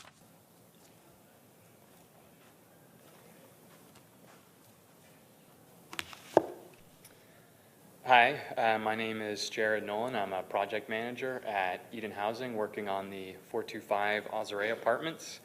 I'd like to thank you for considering our project for county funding. We think it's very important to make sure that low-income and formerly homeless households can continue living in this downtown neighborhood near Diridon Station that is receiving so much public and private investment. And we're excited to continue collaborating with the county on this project. And once again, I'd like to thank you for your support. Thank you. And our next speaker, please, come on up.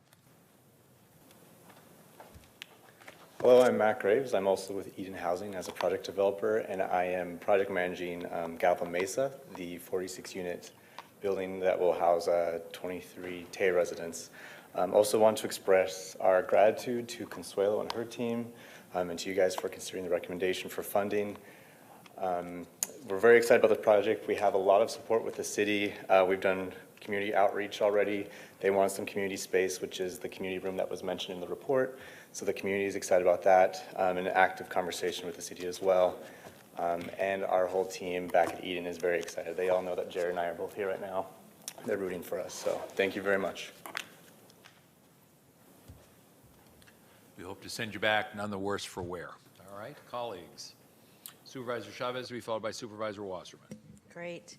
So first, I just wanted to say amazing job. And really, we're ahead of schedule, and it's something that we've got to keep telling people. And also, one thing I've been telling housing developers is that if they're interested, because the pipeline is getting full, that they really need to come to us as early as possible and let us know if they're interested in participating in the Measure A program. So well done. And I also just wanted to say to my colleagues that the report we have in our packet I believe, is actually from the auditor, not even the committee. It just came straight from the auditor. So I think that's just really good news, and want to acknowledge again, Dave, making sure that we had really strong audit oversight so we could tell the public about that. Couple things that I wanted to request, and I'll start with item 20. What I'm requesting as part of a motion I'd like to make is that we work with the Housing Trust to report back to the board in November about how to restructure the first-time homebuyer program so more people can access it. And at that time, what I want to make sure is that we take a look at the options for the homebuyer education program, since it seems like we have a pretty tight funnel in that area, that we're supporting applicants where necessary with some navigation. Some of them, I think it may just be very challenging and a frustrating process, that we'd like it to make it slightly less frustrating. And then any other recommendations that you get from our partners at the Housing Trust. And, you know, one point I wanted to make about them, and also to you all, is that while I think this is one part of the program that hasn't moved as quickly as we would like it to, I also really just appreciate the candor in the report that says, you know, here's where we're at, and how do we move forward?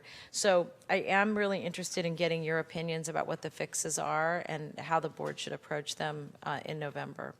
Did you want to make comments now? Supervisor, I just wanted to ask whether sort of the November 19th or November 5th deadline was a sort of a hard deadline, or if we can move it to December 10 or 17. My preference would be November, but I know you have a lot going on, so I'm going to leave that up to you. But I don't want the end of the year to go by without us having a new plan for next year. Because the second question I'm going to ask is what we do with the second 25 million. And the reason is that if the way the program structure the way we have it today means that we're not moving on people being able to own homes, I'm also going to want to get your feedback on what do we do with the other 25 million, in that it can do two things: that it has a reflection on home ownership, but also that it's money that will be circulated back through the system. Because I think those two elements are actually very important. So that's partly why I want to dig at this part of it, because I think we have to make a decision about the second 25. Understood. Thank you.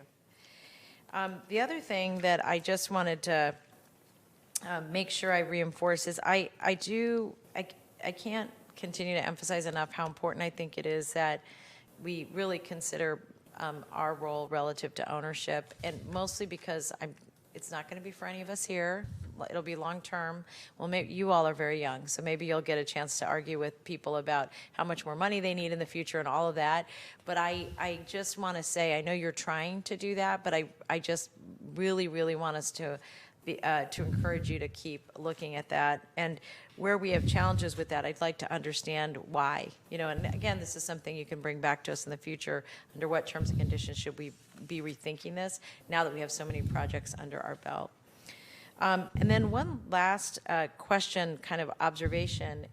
When I saw that we've been at 6 cities for a while, and I'm wondering are any of the new projects that even people are talking to you about coming from any new cities beyond the 6? Yes, and I will share that we are sort of actively working with the Mountain View City staff to bring sort of Measure A funded projects to that city. So I can say for certain that in the near future we could work with the city of Mountain View. Great, that's really exciting. That would get us to 7. It'd be great if it were all the cities, but. And then I just want to say I went out to see the Ozare apartment project area, and those neighbors out there are so fabulous that one of the things I just want us to think about is, and I know that's a very special neighborhood. I've worked with Delmas Park when I was on the city council, but it did get me really wanting to better understand what we're learning in terms of how we're communicating with the public. I know we had a grant with ALF to help us think and learn a little bit more about how to do that. At some point, I think it would be good to give a report back to the board about how and under what terms and conditions neighborhoods tend to be more open. But I'm really excited to support all of these items, but I really wanted to make sure, the reason I pulled 60 off of consent is that, you know, when you all are doing really great things, we don't always celebrate, and I just wanted to say well done, and we don't say that enough in this room, so thank you. Supervisor Wasserman to be followed by Supervisor Cortese. Thank you. Well done. I was just, because we don't say it often enough, I was saying it now. Each and every time you report back, I go, wow, wow, wow. With the size staff you have, with the number of people you're dealing with the complexity, with the agencies, with the governments, with everything. And these numbers you've produced, various cities, different size units, VLI, ELI, LI, et cetera, are just phenomenal. I am so proud of you guys. I'm so proud of all of us, but you guys are doing the work, and I am so proud of all of you. Two questions for you. One, I think, kind of ties into what Supervisor Chavez just brought up a minute ago, if I understood exactly what it was she was asking. One of the concerns I have is fiscal sustainability post-funding. So I'll add some more kudos. Good job numbering the pages. Good job leveraging 3 to 1. Okay, good job leveraging 3 to 1 on the dollars, $3 for every $1. That's all super. I see the money going out. We're a third of the way there. It's all happening the way we dreamed it would happen. But I would love to hear back at some point when the money's all out there and there's, I don't know, 5,000 units, whatever the number is going to be, 6,000, 7,000, whatever the units are going to be, and those are with services, how the county is going to be able to fund and continue those services. Because as I read this, I read the one page where it says $120,000 per unit, and then I see the $160,000 per supportive housing, which to me means services. I'm wondering what happens when the bond measure runs out and how we continue to provide what the people need. That's number one. Number two, if anyone now can give me a response or off agenda, I'll take that later if you want to give it some thought. The public knows about Measure A. They know about the $950 million.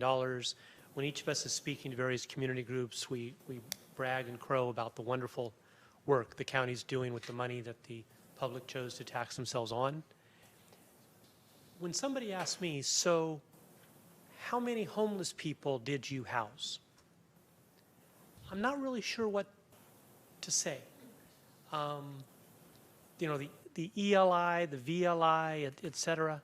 I would love to get some rough idea of how many people we actually helped get off the streets into these units. Reply now if you wish, Key, or at a later date off agenda. Supervisor, we can provide an off agenda.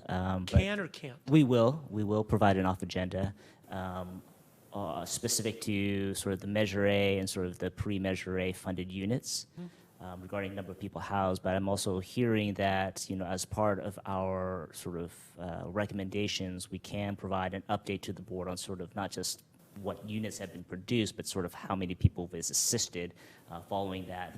And then, of course, to your first question, we can provide a sort of an update on sort of the long-range sustainability plan for the services. Great. And then we are projected to come back to the board to talk about sort of the loan portfolio and sort of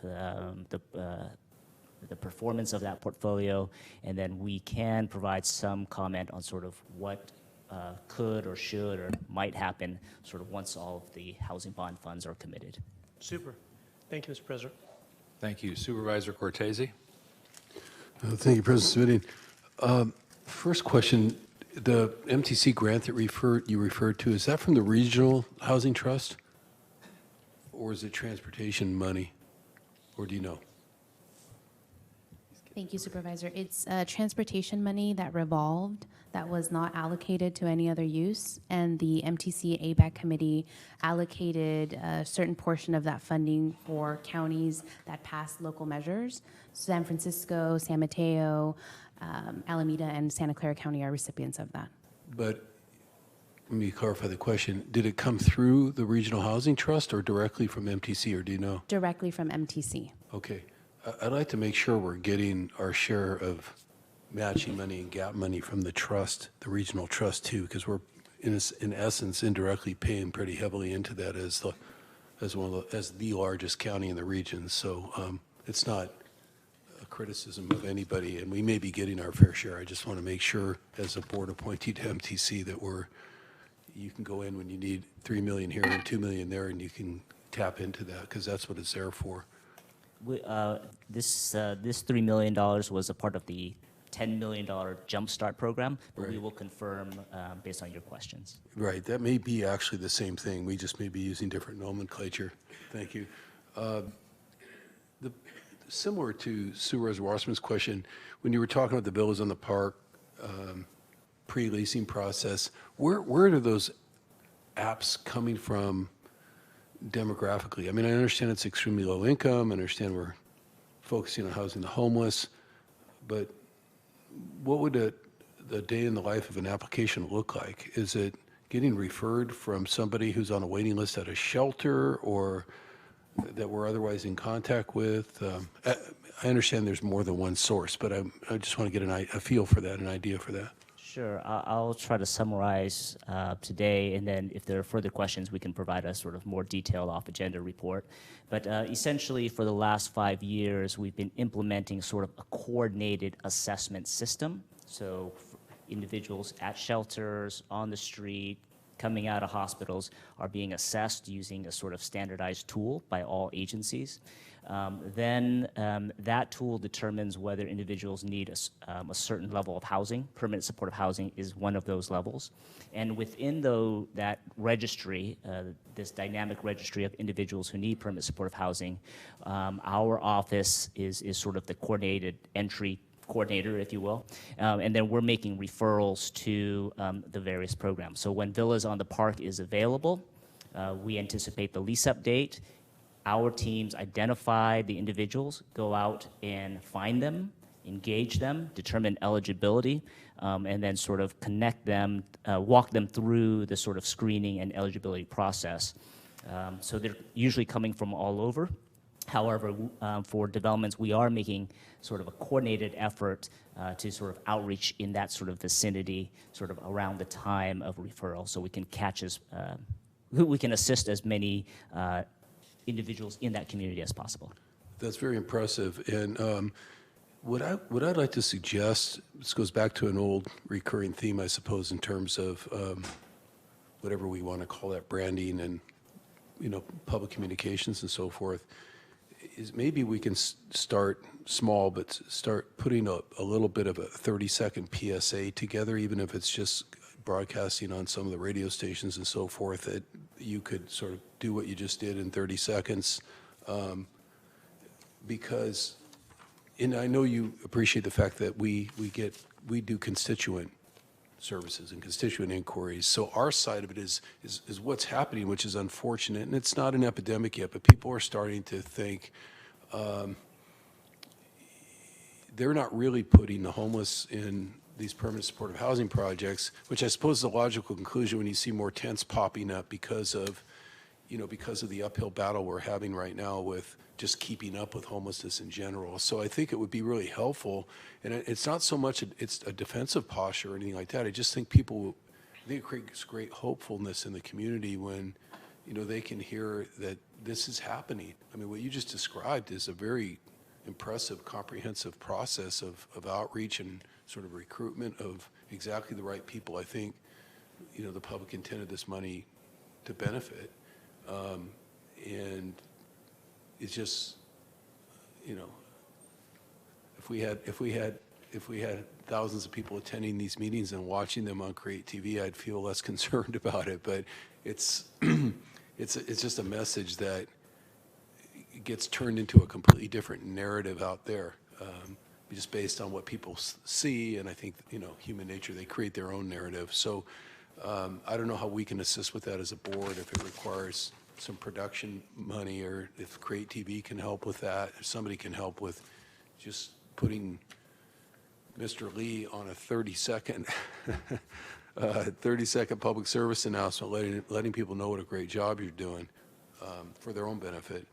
And the next question I have on the $25 million first-time program, I was taken by the disparity, if you will, between the number of applications and the number of people taking advantage, which you very candidly discussed and disclosed.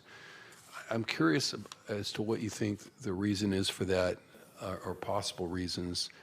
And again, coming back to the public relations, with the market having flattened a bit, I'm guessing, and this is an educated guess based on my own experience in the real estate industry, but I don't hold myself as an expert any longer, that with the market was moving extremely quickly on residential, it was probably pretty difficult for first-time home buyers to compete with inventory out there that they would qualify for. 20 offers on a house, and it wouldn't matter how many first-time home buyer loans you had, it doesn't make you any better in the eyes of the seller. They're going to sell to whoever has the highest offer and whoever can close most quickly. But I just wonder, with the market flattening at least a little bit, at least a little bit of the steam, out of it, slowed down in terms of volume, if it's important to get this message to the realtor community, who would be the most motivated to know they've got a tool available that could really help them with first-time home buyers in a more traditional market where you have 60 to 90 days to close and people aren't competing so heavily. Maybe you're already doing that. But again, if you need any assistance with that, I know there's several board members here that can connect or help you connect with the appropriate people. Typically our government relations people at SCORE and Silvar, the real estate groups here, just to make sure they're pushing that information out to agents that are dealing with that demographic, that buying demographic. If you're already doing that, please say so. And if you have other theories as to what's going on there, I'd love to hear about it, because it just seemed like a tremendous product that we have out there. More than 6 figures in first-time home buyer down payment money is not something to sneeze at. So thank you. Great question. We've been meeting with the Housing Trust over the last several months to identify where the break in the program is. And what we found is there is some reservation with folks that enter the pre-approval stage. And so they get through the paperwork, they maybe go and visit a couple of properties that they might want to buy, and they get shy for some reason. We're finding that they're stuck in that pre-approval phase. And one of the preliminary recommendations is to change the way that their staffing is. So we've reached out to SCORE, we've reached out to the various lenders in the multiple languages. We have a marketing plan. We feel that the marketing aspect isn't where the challenge is, but it's really in how we're implementing and administering the program. And we need to redirect staff to those that are pre-approved. So there's 30 applicants in that pre-approval phase right now. And we've switched, I want to say since June 20th, we've had the Housing Trust dedicate more of their time towards folks that are in that pre-approval and finding out why they're not submitting a bid for a particular property. And through that, we've increased our numbers a little. And so we're going through this exercise with them right now to not think so much about the cost of administration, but to think more strategically about what the actual needs of the program are and how to fix it. And then have a conversation about how you redistribute the budget.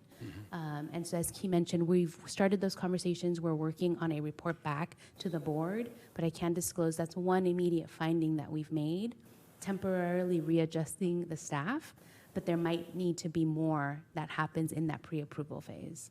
That's also an impressive answer. Thank you. And I'm glad you're looking at all those things. Just as an institutional reminder, I know this isn't the bucket that we talked about as a possible workforce proximity bucket, but first-time homebuyer money typically or oftentimes accomplishes much of the same thing, because it is also a demographic that has a disproportionate number of people who are traveling long distances to work from outside the area. And I just wanted to reinforce the idea that part of the reason for this, putting this money aside, which we could have used for more permanent supportive housing easily enough as a board, was to make a contribution to this other big priority that we have, which is GHG reduction, and making sure we're using some of this money for housing, but also at the same time attacking the climate crisis by allowing people an opportunity to shorten up their commutes and locate a little closer to work. So I know you're on it. I just want to remind about some of the original rationale on it. And then on the question Supervisor Chavez asked about other cities, I don't know if you've been contacted by the Chancellor at West Valley, Mr. Davis, or the Mayor of Saratoga yet, but my office is hopefully has connected or is connecting them with you, as well as with Supervisor Simitian, whose district I believe the college is in, too, because they are extremely interested, both the city and the college district, putting housing on that site, and they are committed to extremely low-income housing being at least a significant segment of that. So it might give us an opportunity to get into the Saratoga community Yes, thank as you. well. We've had conversations with the city staff, the City of Saratoga staff. We are aware that they are looking at some options along with West Valley College. We can't say if there's a sort of project there yet, but we are sort of actively working with them to see if it's feasible and what we can do to support it. I'm glad you're in contact, and I just wanted it to come up as an additional city that's, obviously it's college district property, but the city, through the mayor's office, has expressed pretty extraordinary political support for that. So I just want to make sure that was in the mix as far as the board's information. And then lastly, just kind of an attempt at a call to action on my part, which is kind of pivoting off this report and some of the earlier questions. I believe we're going to have to do more self-help in terms of a revenue source, a bucket, call it what you want, on the transitional and interim side. And that has very little to do with this report directly, other than the fact that we've been talking about this theme of, some of us, of public perception in terms of, can you build it fast enough to deal with the increasing short-term, population of homeless that we see out there, houseless that we see out there. And I would like to come back to the board, and I just want to sort of pre-sunshine this with the board, with a referral to reconvene a housing task force again that would focus particularly on that subject, not exclusive of any other homelessness or housing subject, but would focus on that. Several board members have talked about the urgency and anxiety around that issue that we feel and that our constituents feel. And the last time we convened a housing task force in 2015, I think it led to a lot of good outcomes ultimately. That one was primarily focused around getting the business and labor community together in the city of San Jose and Santa Clara County together, our government. I think this time we should include and invite to be included the other 14 cities in the county, not just because we've got a continuing interest in working with them on Measure A, but again, because depending on exactly where they are or who they're hearing from in terms of their own constituencies, they're certainly impacted by homelessness across the county geographic spectrum. So I can come back and put some of those ideas, in writing for the next board meeting, but I just wanted to put that out there as something I think that needs to happen. And if we were lucky enough for it to lead to even half of the good results that the last Housing Task Force effort helped seed, then it would be worthwhile. That's all I have, President Smitty. Thank you. Thank you. Other comments or questions at this time? Confirming that we do not have additional cards for members of the public, Madam Clerk. We do not. Colleagues, then I think it might be appropriate to actually move to a vote. We have items 20, 21, and 22, and 60. Do I have my numbers for 61? 60? 60? Forgive me, I have too many pieces of paper to do that work. All right, let's start with item 20, since it's first in order. We have a motion to approve item 20 by Supervisor Chavez, seconded by Supervisor Wasserman. We'll ask all 5 members to vote on the screen. That having been done, the clerk will display the results, and we can announce that the motion carries 5-0. That takes us to our next item, which is item number 21. And here again, we've got a motion by Supervisor Chavez. We have a second by Supervisor Wasserman. We'll ask all 5 members to please vote on their screens. That's been done, so we'll ask the clerk to display the results so we can announce that. Motion carries 5-0. Thank you very much. Takes us to our next item, which is item 22. And we have a motion on this, again, from Supervisor Chavez, who's going to get repetitive stress injury here in a moment. And Supervisor Wasserman is the seconder. We'll ask all 5 members to vote on the screen. That's been done, so we'll show the results overhead and announce that that passes 5-0. And then last but not least, we have item number 60. And Supervisor Chavez has made the motion to approve. The seconder again is Mike Wasserman. All 5 members will please vote on the screen. Waiting on just one of our board members to activate their screen. That's now got all 5 votes cast. The result is 5-0. Thank you very much. Board members, that takes care of items 20, 21, 22, and 60. Key, Lee, thank you very much to you and the entire team. Thank you to all who participated in the discussion today and who are doing all that good work. All right. I believe item 23 was continued to November 5th at the request of Supervisor Cortese. Yes, Madam Clerk? And that takes us to item number 24, which is the Jail Inmate Services Program Agreement.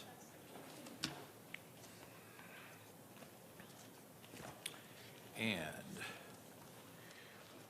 this item comes to us, I believe, from the Sheriff's Department. So let's see who'd like to present on this item.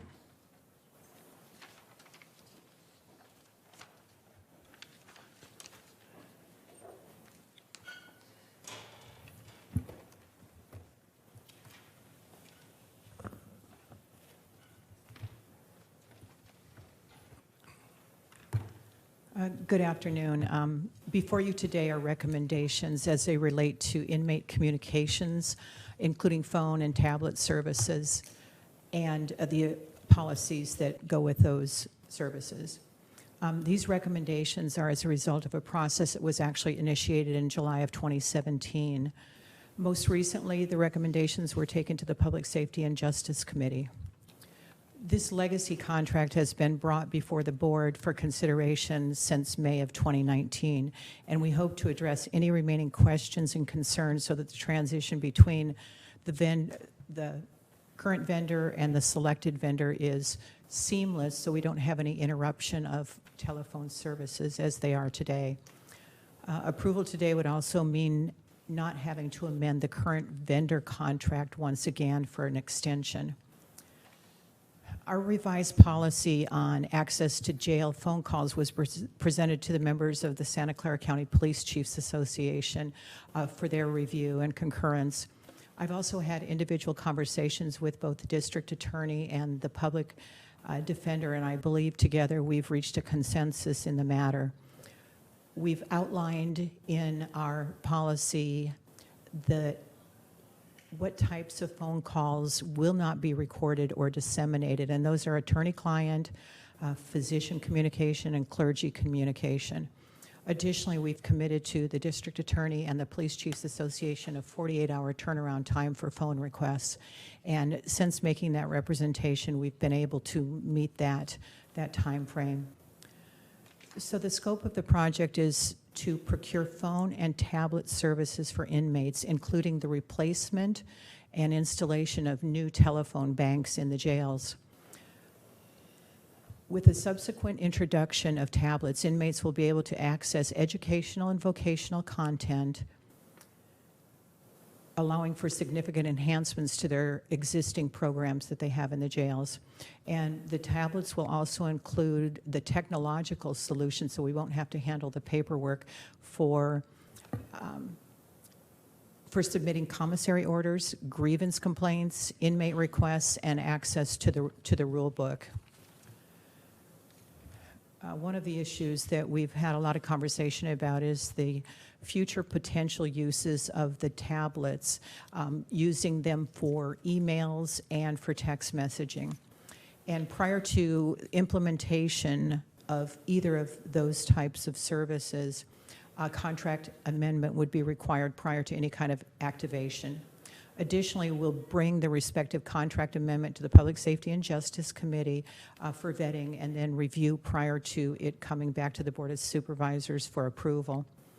The Sheriff's Office will make all required updates to the tablet surveillance use policy at the time that these new technologies are implemented in order to ensure that the privileged communication and there's knowledge on the, with respect to the surveillance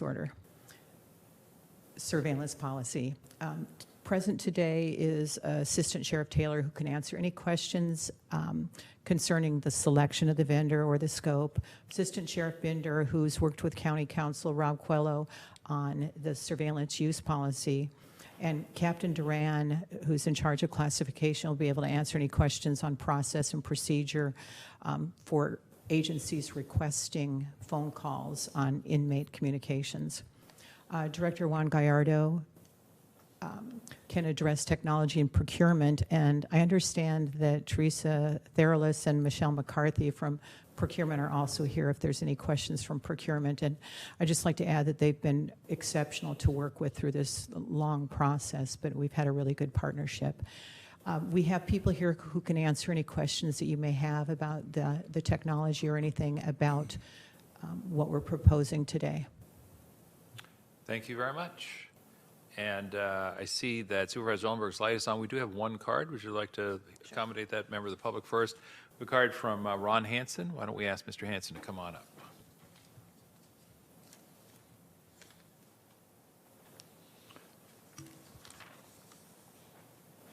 Thank you.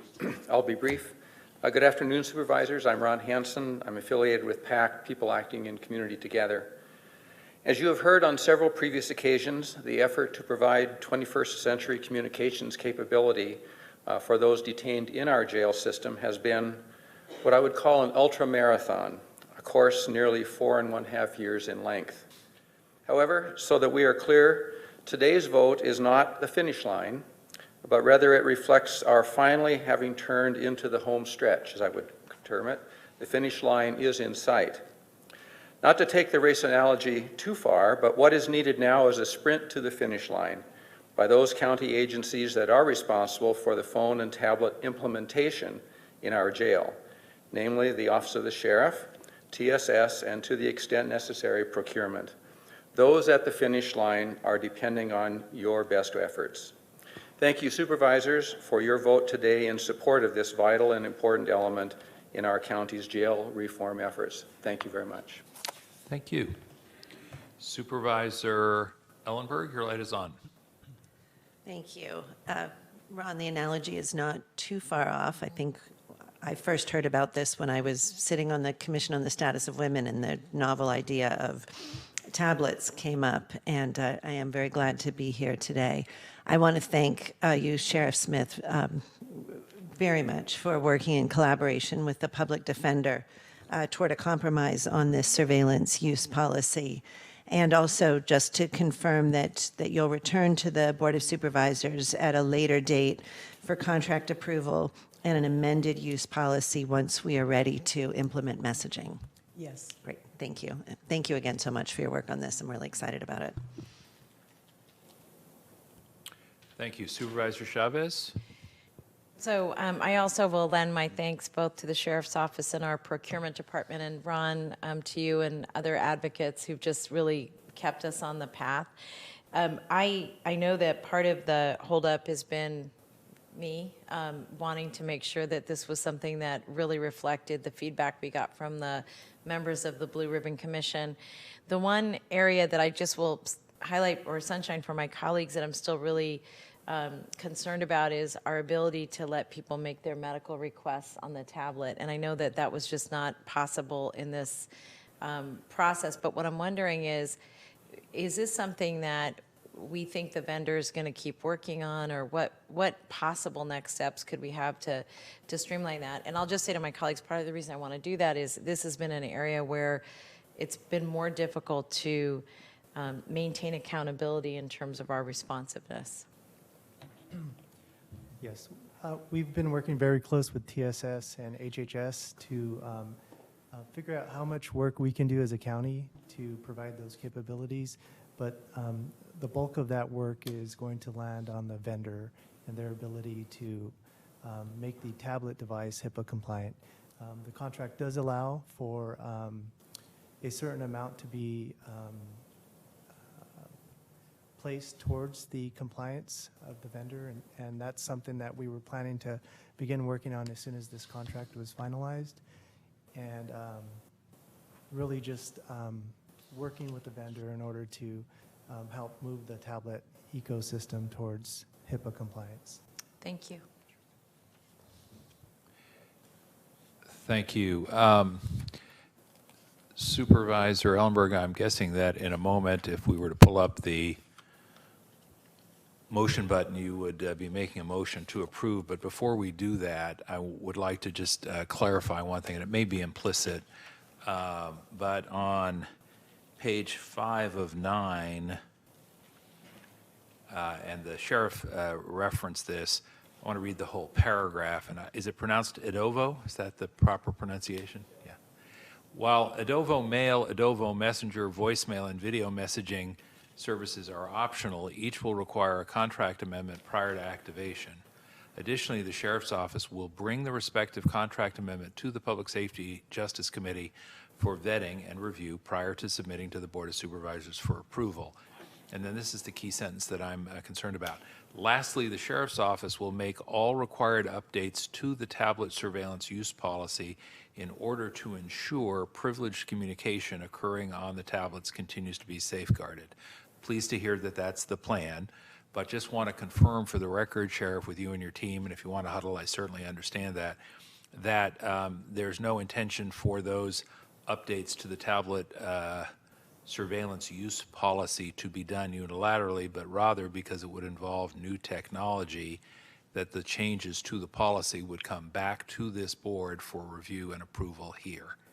Is that correct? And can we get that on the record, please? Yeah, that is correct. And it's not just for the protection of the privileged communication, but for, to comply with the law and surveillance policy. So yes, it will be. Those are representations I've made to not only public safety and justice, but the stakeholders involved also. Thank you. I appreciate that very much. And I want to come back to it in just a second. I am going to ask the clerk to make sure that that is specifically included in the minutes of the meeting. I'm going to ask that the maker of the motion in a moment incorporate that commitment so that we know going forward that if and when those, I'm going to call them upgrades or additions, are proposed for acquisition, that they are in fact recognized as what they are, which is a new technology under the surveillance ordinance that does in fact require a reviewed surveillance use policy by our board. So, if the clerk will please post the screen, and we have a maker, which motion is made by Supervisor Ellenberg, second is by Supervisor Chavez, and let me just ask, Ms. Ellenberg, are you amenable to that? Thank you, appreciate the incorporation of that requested amendment in the motion. And we'll ask all 5 members to please vote on the screen. And I have one more supervisor whose screen is not yet registered. And I won't mention his name, but his initials are Mike Wasserman. And there we go. All 5 have now been recorded. If we could display the results, 5-0. Thank you all very much. And I believe that takes us next to item 25, in-car video recording system policy and agreement.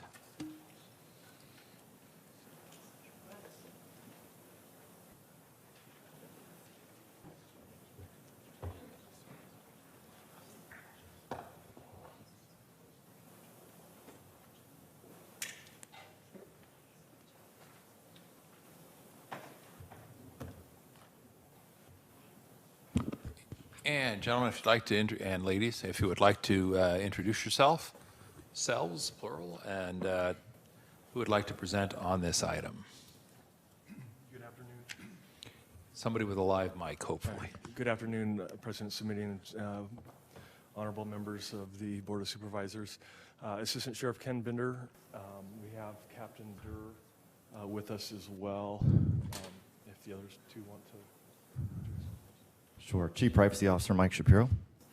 Teresa Thrillis, Deputy Director of Procurement. Thank you all. Who'd like to present on the item? I will just give a very brief summary.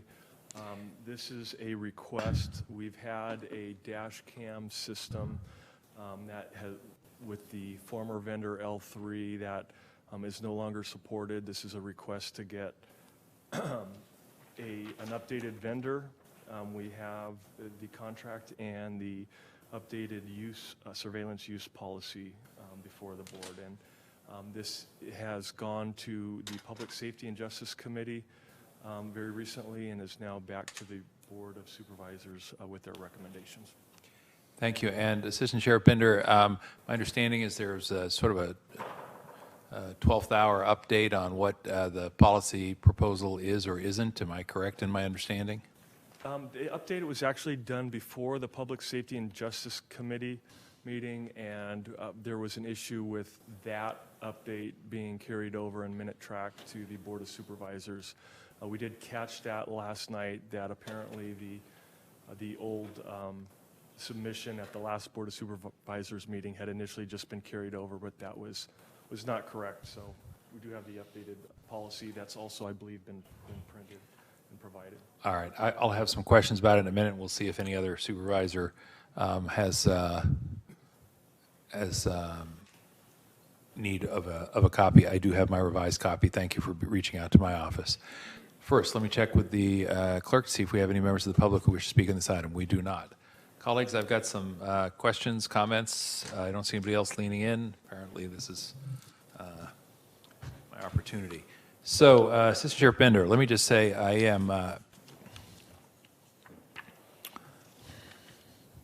you will recall that the issue here that was raised, or that I raised, had to do with facial recognition technology, yes? Yes. And my understanding is that this has gone through Public Safety and Justice Committee, so we'll say thank you to the committee members and the chair on that. Let me tell you where the changes leave me, which is, I'll say, slightly ambivalent, and I'll even go so far as to say, on the one hand,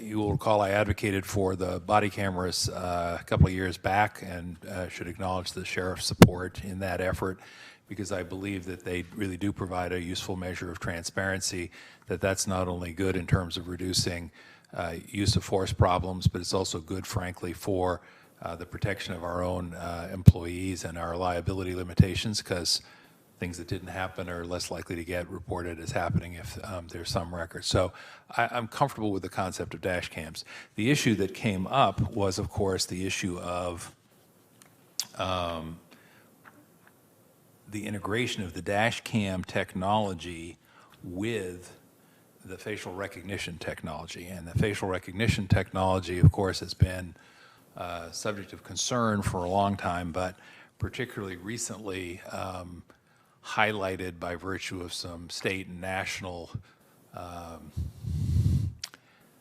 examples, if you will, where members of our own state legislature and members of Congress were incorrectly ID'd as a match against static mugshots, basically, and at least as I understand it, and the technology, the existing facial recognition technology, seems to be disproportionately unreliable with respect both to people of color and to women, which, when you put the two together, is a lot of folks. I appreciate the fact, and colleagues, I'm looking at the, I believe, accurate redlined version that says the dash cam system shall not be integrated with facial recognition technology. The old language that was stricken, Assistant Sheriff Binder, had said nothing in this dash cam system surveillance use policy shall preclude the use of static images obtained from dash cam video with facial recognition software in compliance with the Sheriff's Office Surveillance Use Policy for facial recognition software. And so what it used to say essentially was, all right, we're not going to integrate this new technology with facial recognition technology, but that doesn't preclude us from doing what you've done for a very long time, which is taking a static image off the dash cam and using that to see if there's a possible match with facial recognition software. That's what it used to say. Is that a correct understanding on my part? Correct. Now, that language has been stricken, but what I can't tell from striking it is if the only remaining language is the dash cam system shall not be integrated with facial recognition technology, are you still going to be using the facial recognition technology that you've had and continue to have and doing a match for a static image from the new dash cam technology with the facial recognition technology? Thank you, Supervisor. Yeah, there's definitely a key difference. So the sheriff's intent has absolutely been to not integrate facial recognition technology actively with either our body-worn cameras or the dash cam cameras. The difference in terms of, obviously we took the language out regarding the static images. And now, right now, this would be subject to, if static images were to be done, it would be subject to a separate facial recognition surveillance use policy, which would come before the Board of Supervisors, and obviously would be within the restrictions of the policy thereof.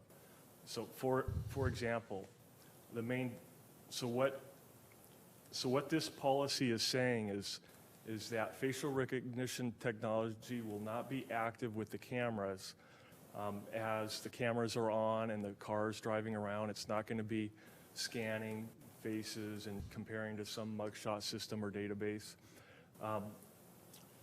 Now, for example, if a patrol deputy pulls up to the scene of a bank and sees a bank robber run across the street, look into the camera and keep going, pursues that bank robber, unable to catch him, the bank robber is unidentified, there would be the opportunity at a later time, not active or integrated with the camera, for that static image of the suspect looking into the camera to be taken and then used in accordance with our facial recognition technology by investigators at a later time when they're doing the follow-up investigation. And that's facial recognition technology that you already have, yes? Yes, that's correct.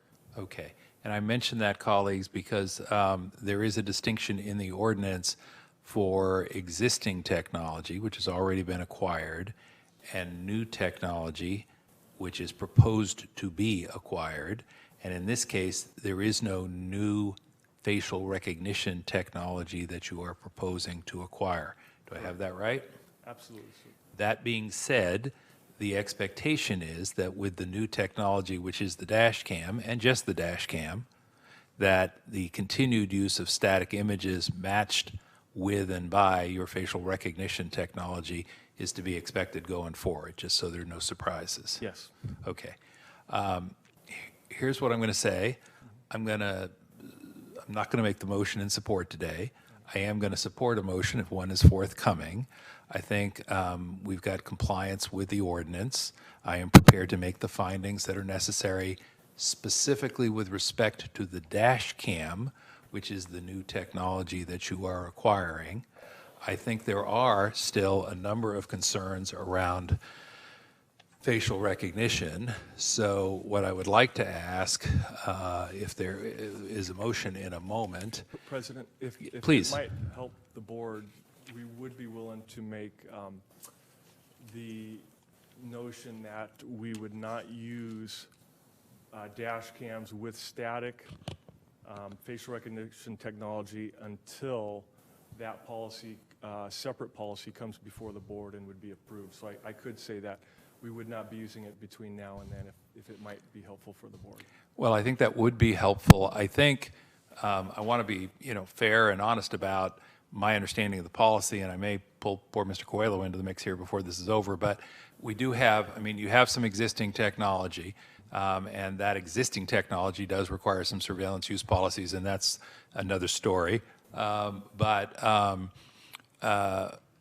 that's already been acquired. Where we get to exercise a little bit more of our judgment and authority is with respect to the acquisition of new technology, and I think you're compliant on the new technology. But if you're prepared to make that commitment, that would help make me a little less ambivalent.